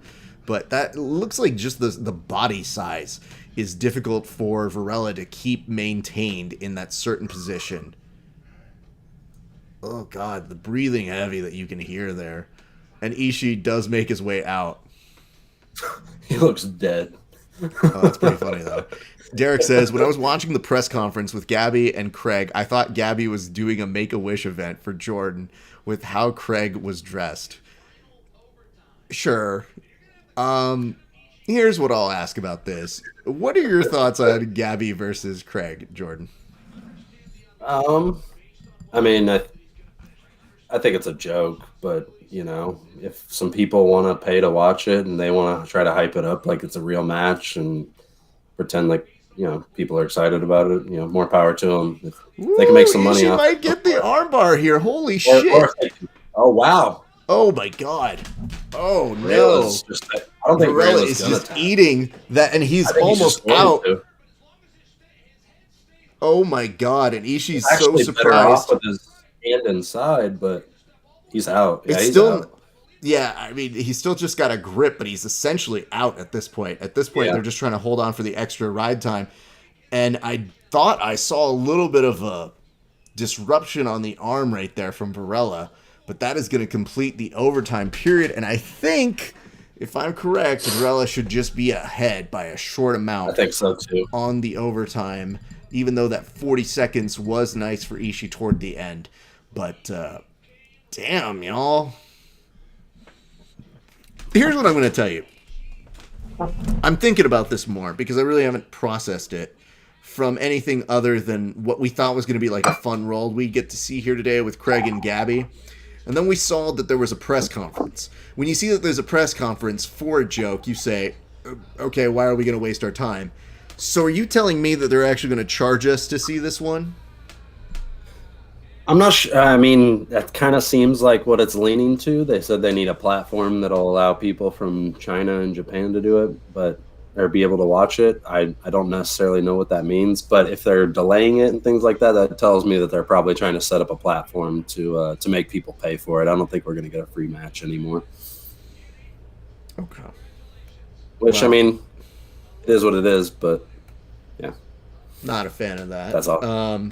Yeah, it says. I mean, if you're gonna tell me it's free and then try to charge me for it, then I'm going to pirate the fuck out of it, says Derek. That's fair. I'm not going to hate on you for that. Do what you need to do to survive. I don't endorse just like the pirating. UFC. It's becoming more and more expensive to be a jiu-jitsu fan. It's fair. I just want to say this: if you're going to charge us for it, what is your undercard going to look like? Because if it's just Craig and Gabby, let's give them something nice, I guess, to do. That seems fun, but I don't need to pay for that. You know what? I'll wait for the results. If they want help matchmaking an undercard, hit me up, BJJ World TV. Hit me up, Freddie. I'll talk with Freddie, but I will say that put together some great matches for you. That is almost the definition of wolf tickets. Just saying. Didn't expect we were going to 100% see a press conference today, but when I saw it, I thought, oh, you guys said it was going to happen today, and they said, oh, sorry for the inconvenience. And I thought, is it just because Craig ended up doing a contract with the Flow Grappling and doing another Who's Number One against the Rotolo kid? I don't know. And Derek is now trying to shoot his shot after saying he was going to pirate it by saying, let me go ahead and hop on that undercard. Fam, you literally just told them, I'm going to pirate that event. Why do you think they would put you on after saying that? Hey, he's got to shoot his shot, I guess. It's a jiu-jitsu world. Anything could happen. Jesus Christ. Anything could happen. That's true. Halleck could come out with a new song tomorrow. Who knows? Oh, my God. We haven't seen Halleck in so long. And yeah, what happened to that mother hooker? Don't know. I just know that he decides to pop up every 4 years and then put up a jiu-jitsu series randomly. Who knows, dude? I'll be like, I promise I'll pay you this time. I promise, okay? It says we all can't be heroes, Raph. Well, we can try, Derek. We can try. I will tell you this, Derek, if you get on there and you get that opportunity to shout people out, you motherfucking better shout us out, because we probably made it so that people know who you are. And at least we don't call you Juan on this show. So respect on this name, please. Thank you. If Derek gets on the undercard and I don't, I'll be offended. It's entirely possible that could happen, by the way. That's just a joke. I think Derek can whoop my ass these days. Yeah? Used to be the other way around, but he's put in his time recently. We used to train at the same gym together, but now he's over at a Renzo Gracie affiliate here in town. Karsten Carlson came out from Portland, Oregon, and actually, yeah, he competed in one of our absolute brackets, and then like 6 months later, he moved out to Iowa. So I don't know if those were like connected or if he decided to move to Iowa because of his trip to Iowa, but he's got a really great school here in Des Moines, and Derek's helping him with classes over there. So nice. I guess I'll be nice and plug that. Is this truth, or do we need to make you guys out to be the next Craig and Gabby and sell some wolf tickets for that? Because I'm not against that. There we go. I think people would be entertained. People watch like a 20-minute roll between me and Derek. Just let the taps go and let us restart. I think it'd be pretty Look exciting. At this. It says, all right, from now on, I'll always shout out Verbal Tap Podcast, and you'll be tagged in post. Beautiful. That's all we ask for.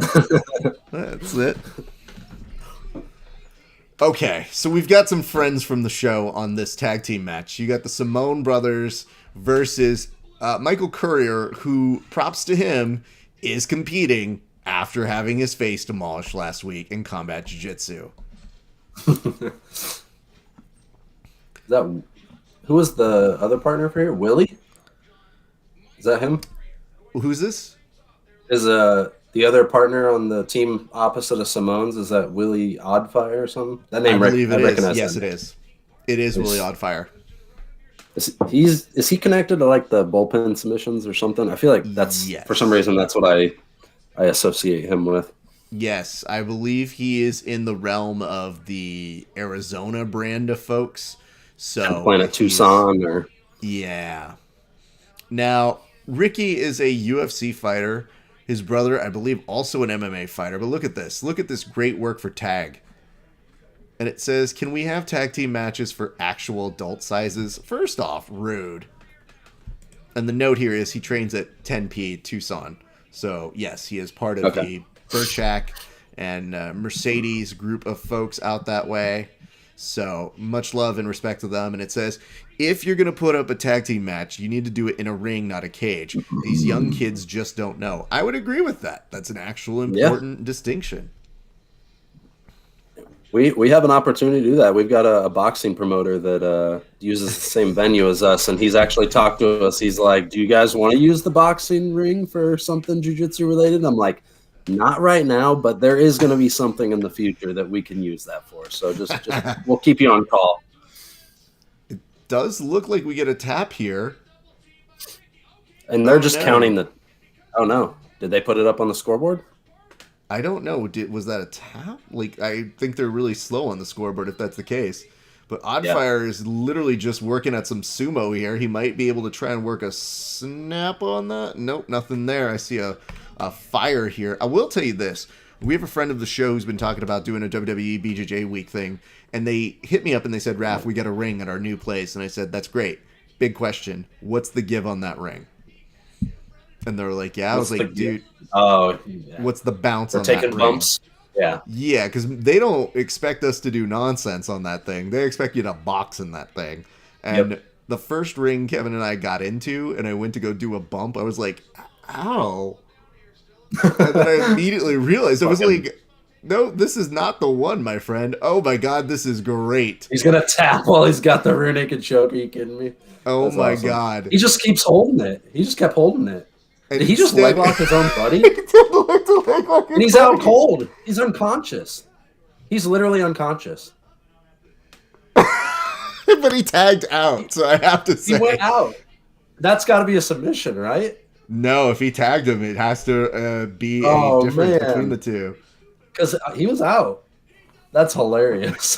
Double legging your own opponent is the greatest scene of all tag team jiu-jitsu I've ever seen. It wasn't even the guy that fucking went unconscious that tried to attack his own teammate. It just said that was a cluster. It's amazing. Derek saying this is absolute chaos. Absolutely. This is awesome. And they need to take a moment to look at each other. We're doing actual time, so Skinny Fat Joe is telling us he does not have order in this cage right now. Michael Courier is trying to explain what's happening, might also be praying over at one of the Simone brothers.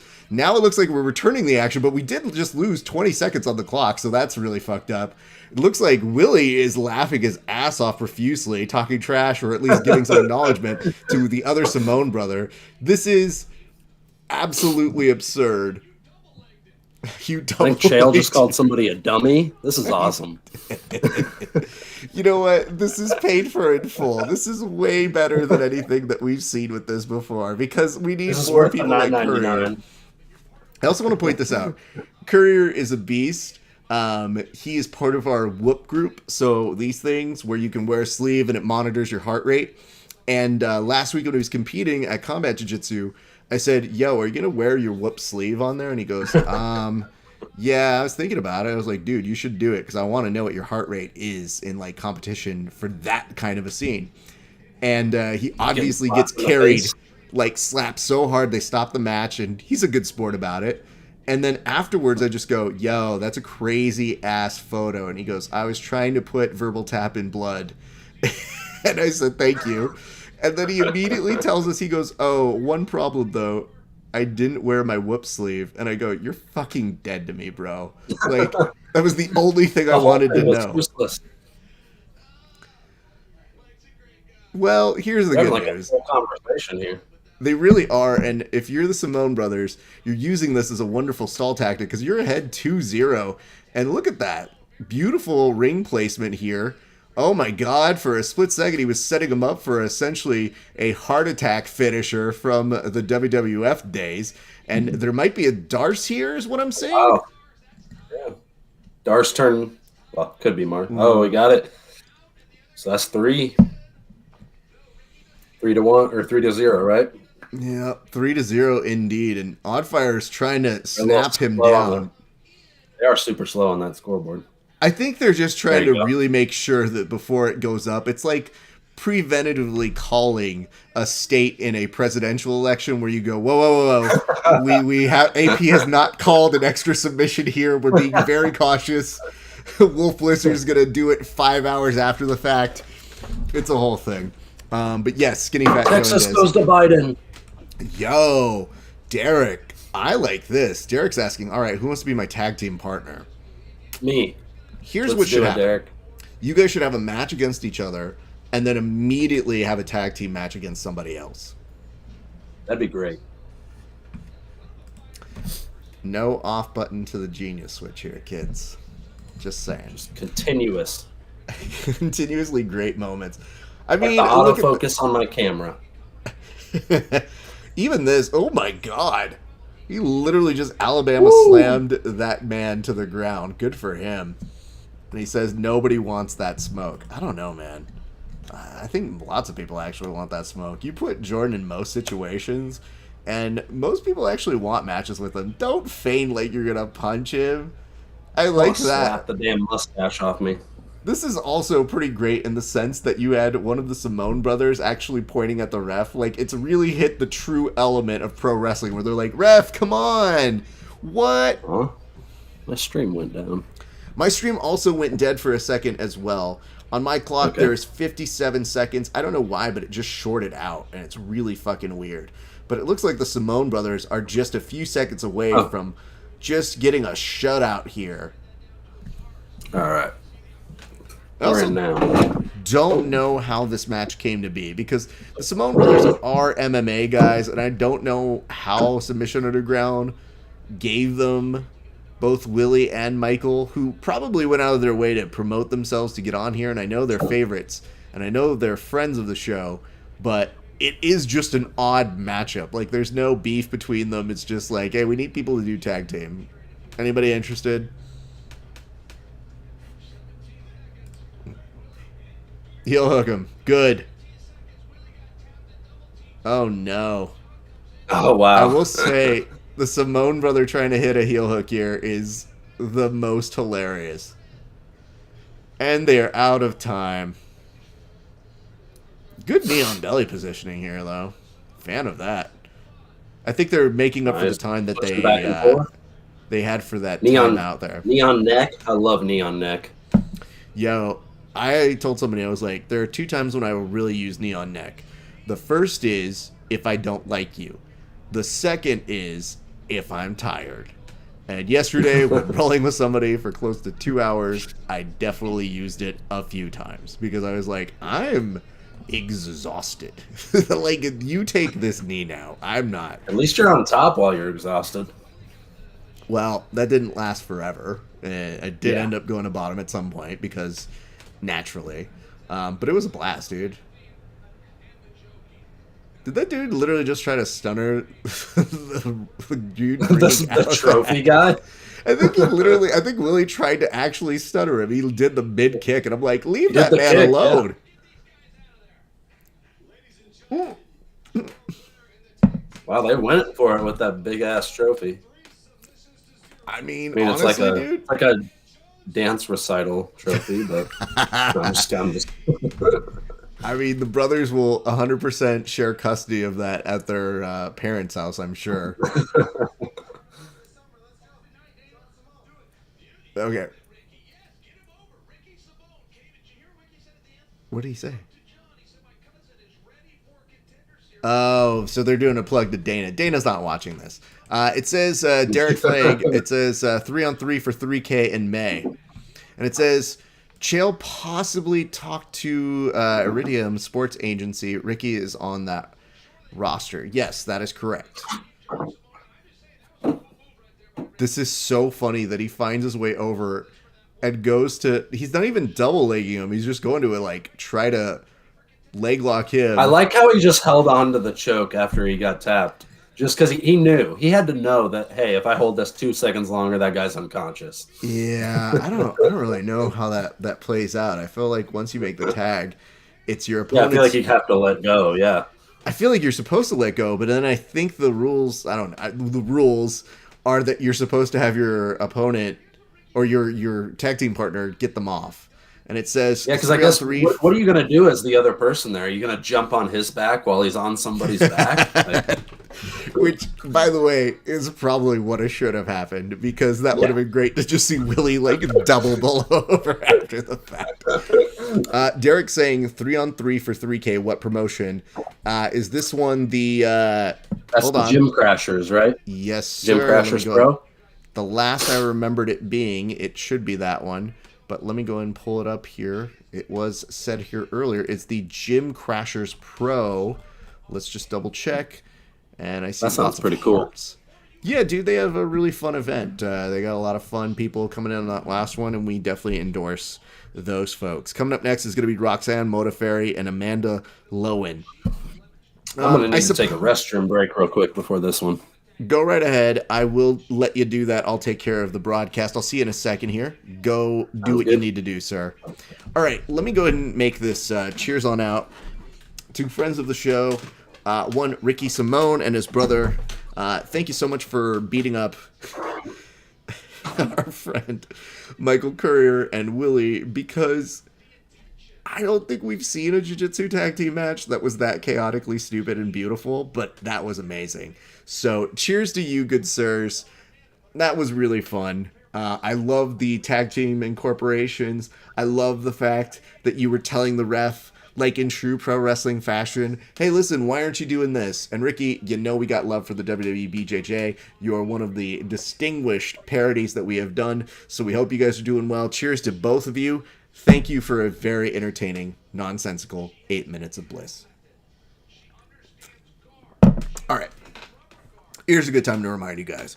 We're coming up on the co-main event, but it's a good time to go ahead and plug these many different entities. You can follow us at Verbal Tapcast and Grappling Hour on any one of those. So we're talking Facebook, YouTube, Instagram, Twitch, Twitter, Periscope, which I think is technically going away, but that's fine. And if you can give us a 5-star rating over on our Apple podcast for both Grappling Hour and Verbal Tapcast, that would be greatly appreciated. But now we are getting to the next match. This is Modafferi and Amanda Lowen. And Lowen has been on a tear recently. Like, she has been a star performer for Submission Underground. And I dig her vibe. I am so surprised that I have not interviewed her yet. If she wins here today, I will be pretty inclined to put out an invitation to chat with her, because I'm a big fan of her work. And obviously, Roxanne Modafferi has been on Verbal Tap before. She goes way back with us. Very much appreciate what she does. And she's the happy warrior. And she fits that description here. And it says, if I give you a 5-star rating, are you going to have me on the show?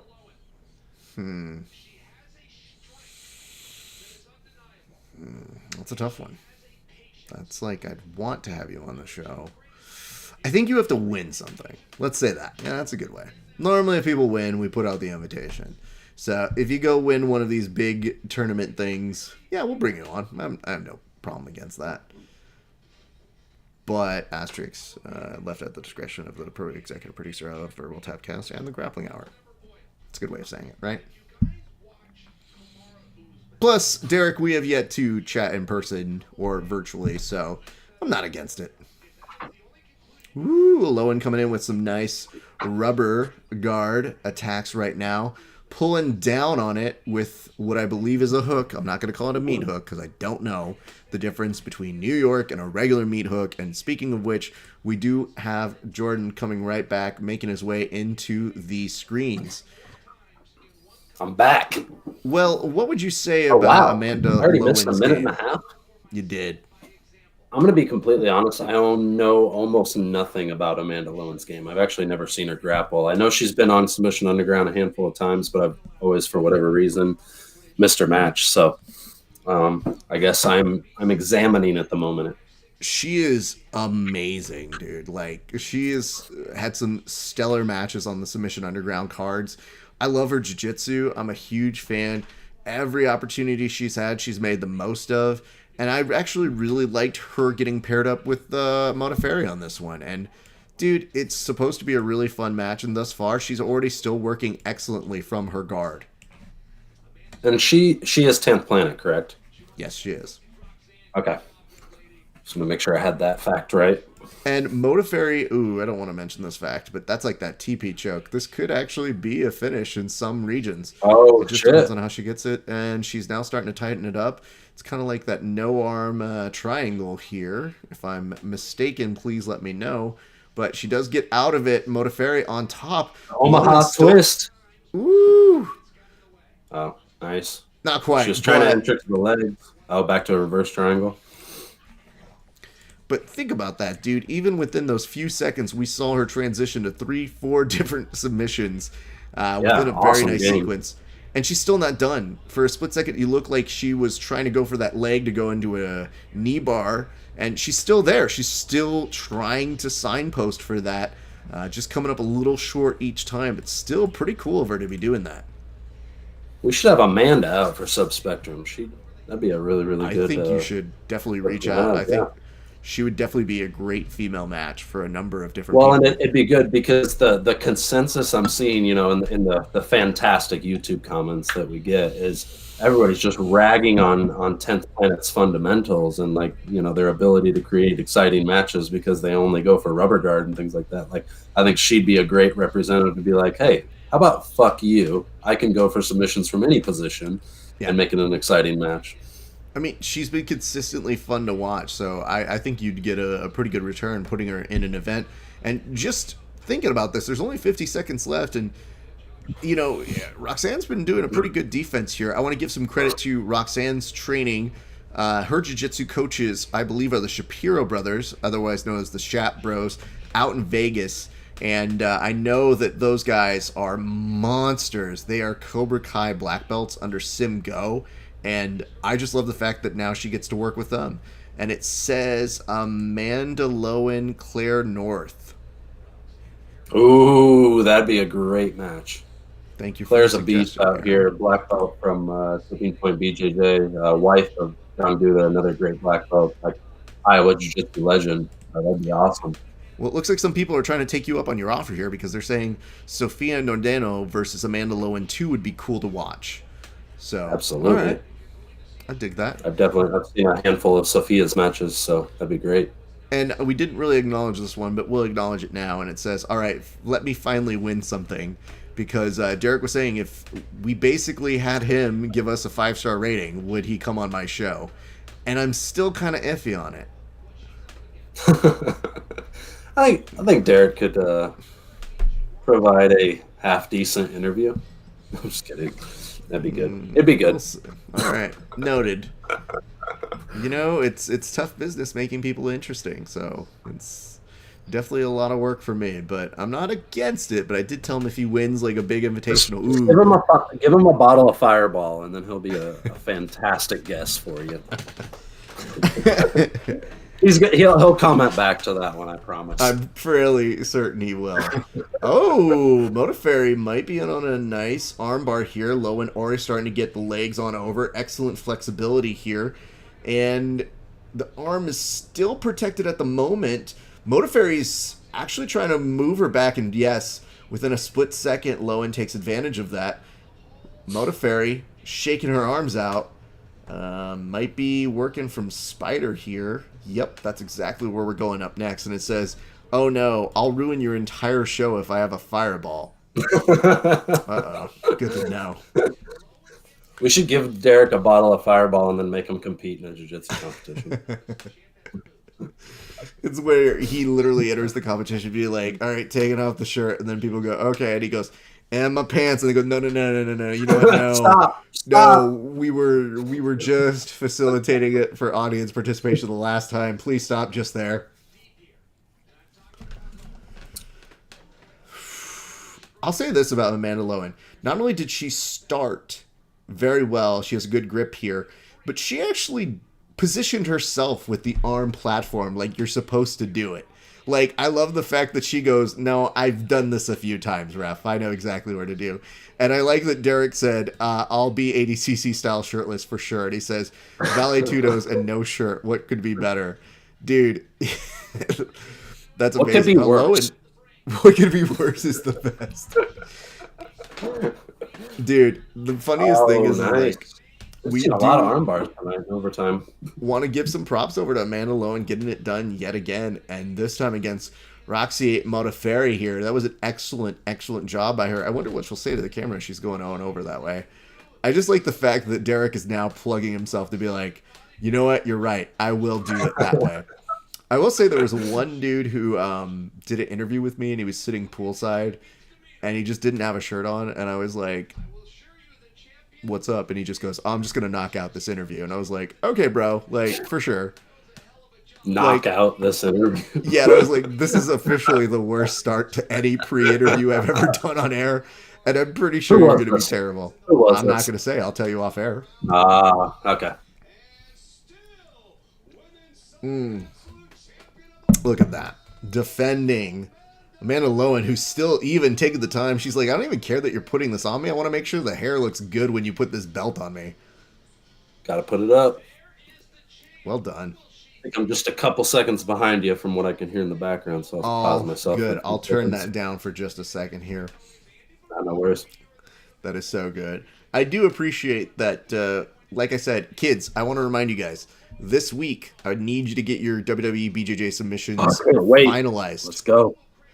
It is going to be huge. This is going to be the first year that we actually give a customized championship belt out to the winners of WWE BJJ Week. And we have an excellent designer, an actual artist who works for like Cartoon Network, who loves jiu-jitsu and is giving us the design, and his work is immaculate. If you've seen any of our interstells with him designing them with like the Macho Man and like people getting put in Cobra clutches, like his design work is mwah. So get those submissions in. And what is WWE BJJ? I'll explain. It is where pro wrestling meets jiu-jitsu. So interpret that any way you want. It could be a match. It could be a technique description. It could be a promo. Just know that we are going to vote on whoever has the best submission. I would say people who do it the best really take the elements of jiu-jitsu and say, what do I wish I could do here? Like, what kind of nonsense do I wish I could get away with if I didn't care about anything? And I get what you're saying here, David Aceituno. You're saying, just put my name on it. You gotta earn it, fam. No one just gives it. You're not entitled to a WWE BJJ well. And it says here, and make sure they write it right. Well, you make a lot of spelling errors, so I would also be prone to asking you to get it right first. What's he worried about it? Them misspelling his name? I guess so.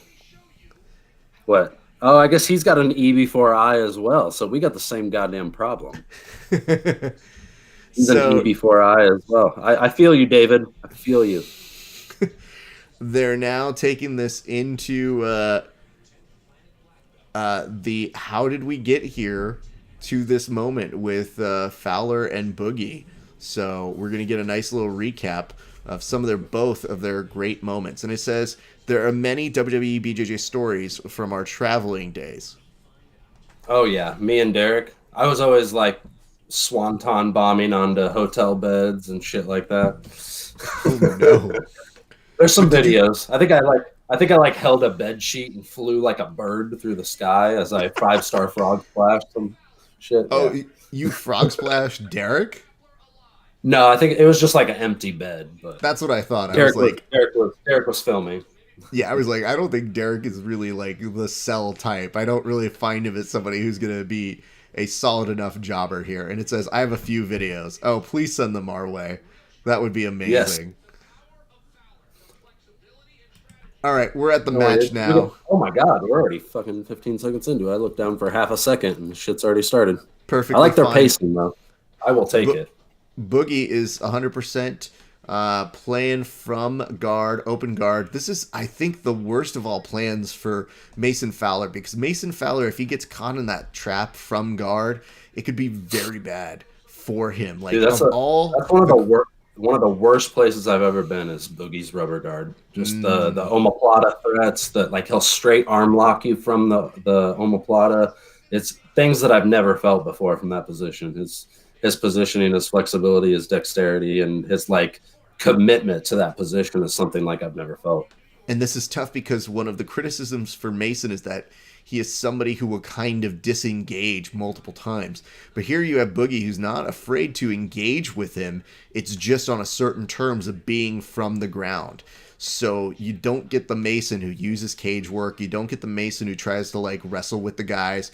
You get a very interesting element of, can Mason pass his guard? And if he doesn't pass his guard and Boogie starts to close him into that guard, as you were saying, it's tight. It is very difficult to work against that.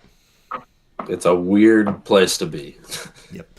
I have never rolled with Boogie before, but even having some of his minions come after me was like, oh god, this is just like the pro level bosses. It's not even the final boss. Jesus Christ, what would I do with him?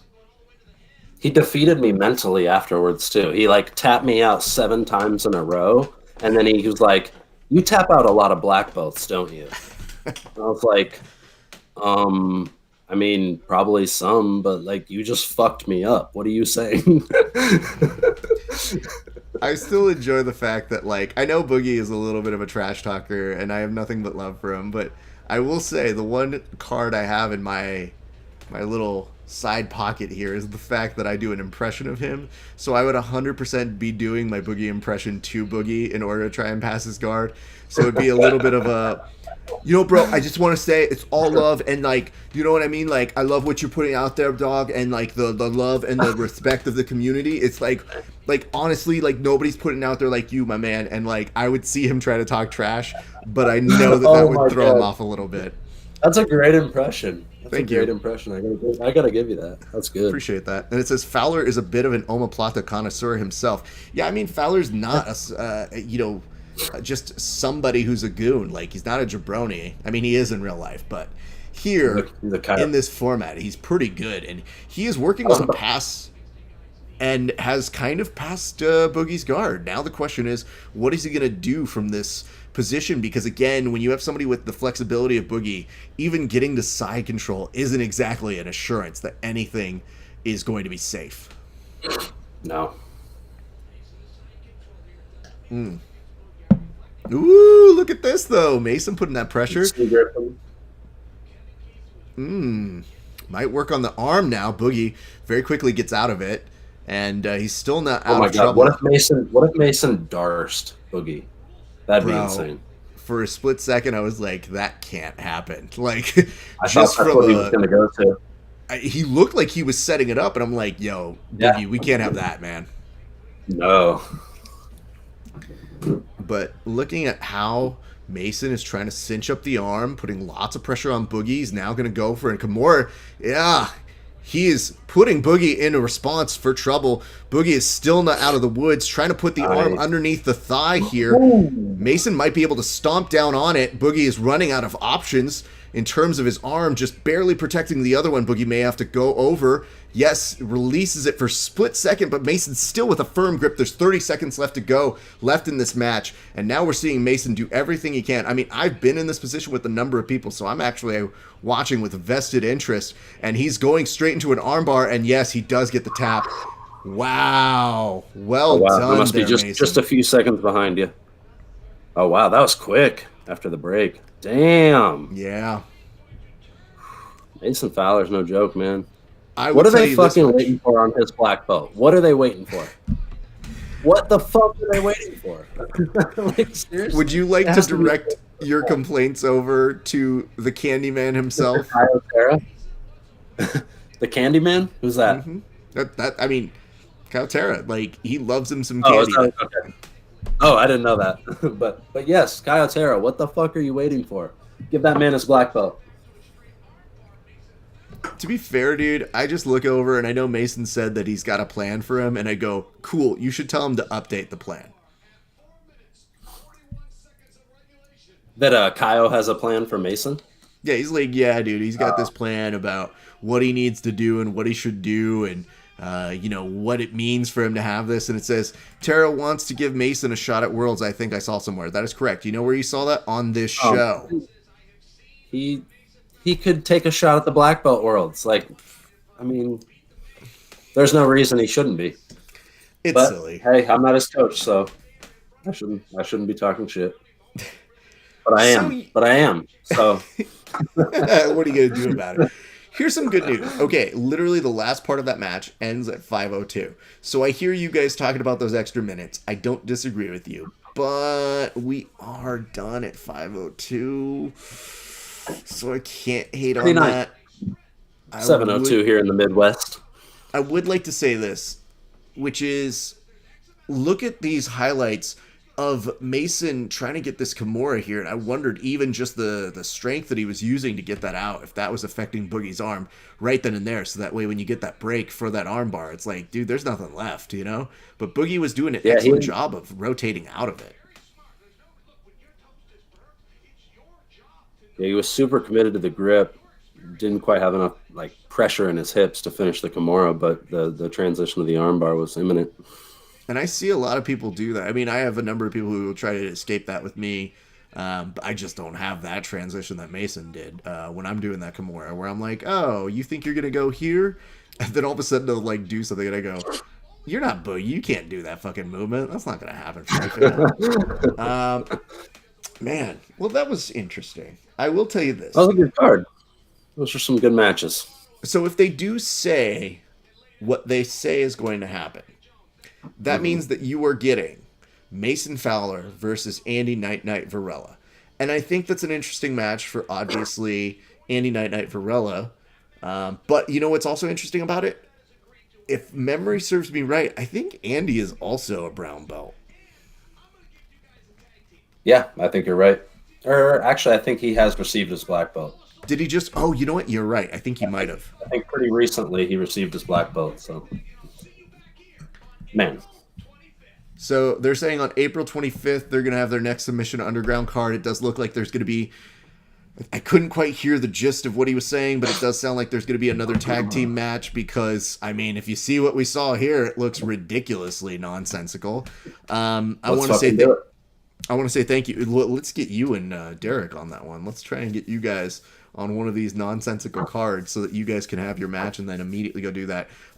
Jordan, I want to give you some shine. I want to give you the opportunity to go and plug what you got going on. When is the next Sub Spectrum, sir? Floor is yours. Yeah, so we got the next Sub Spectrum coming up on May 1st. Gi and no gi round robin tournament for kids, teens, adults, and masters. That also includes our men's advanced no gi absolute and our men's gi absolute. Over $1,600 in cash prizes.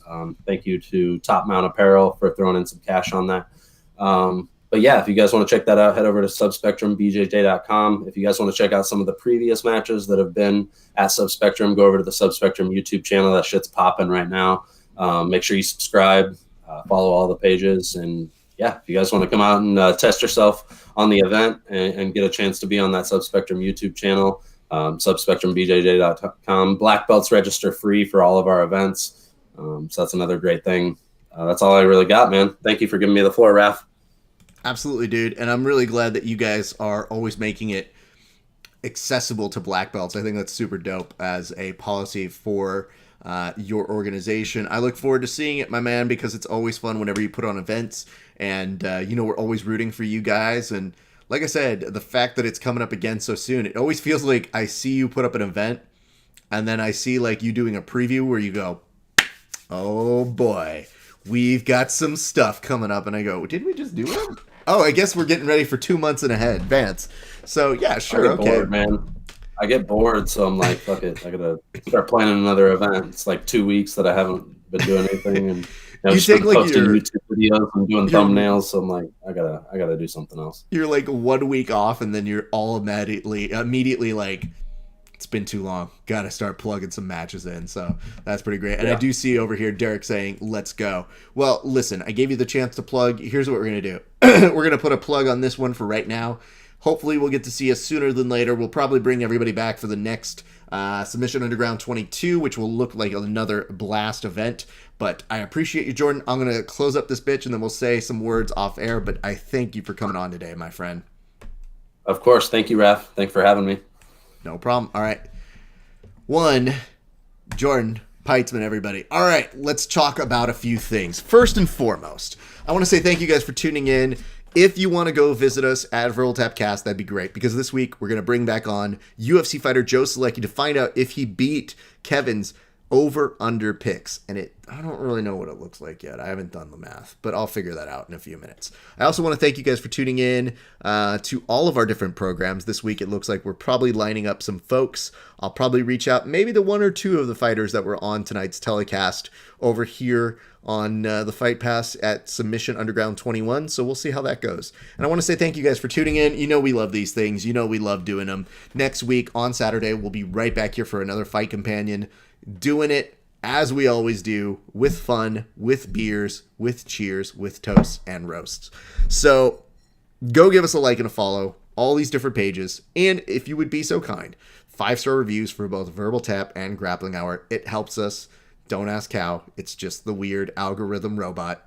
It likes us better when you do that. And, you know, it makes us feel like we're loved. I'll say it. I appreciate it when we get 5-star reviews. It means the world to us. That's it. We're done. Grappling Hour, Verbal Tap Cast, all these different places. Appreciate you guys. We will see you next Saturday, if not before. Definitely catch the next Verbal Tap coming up this week. My name's Rafa Sparza. It's been a great day for grappling. We'll see you back on the mats.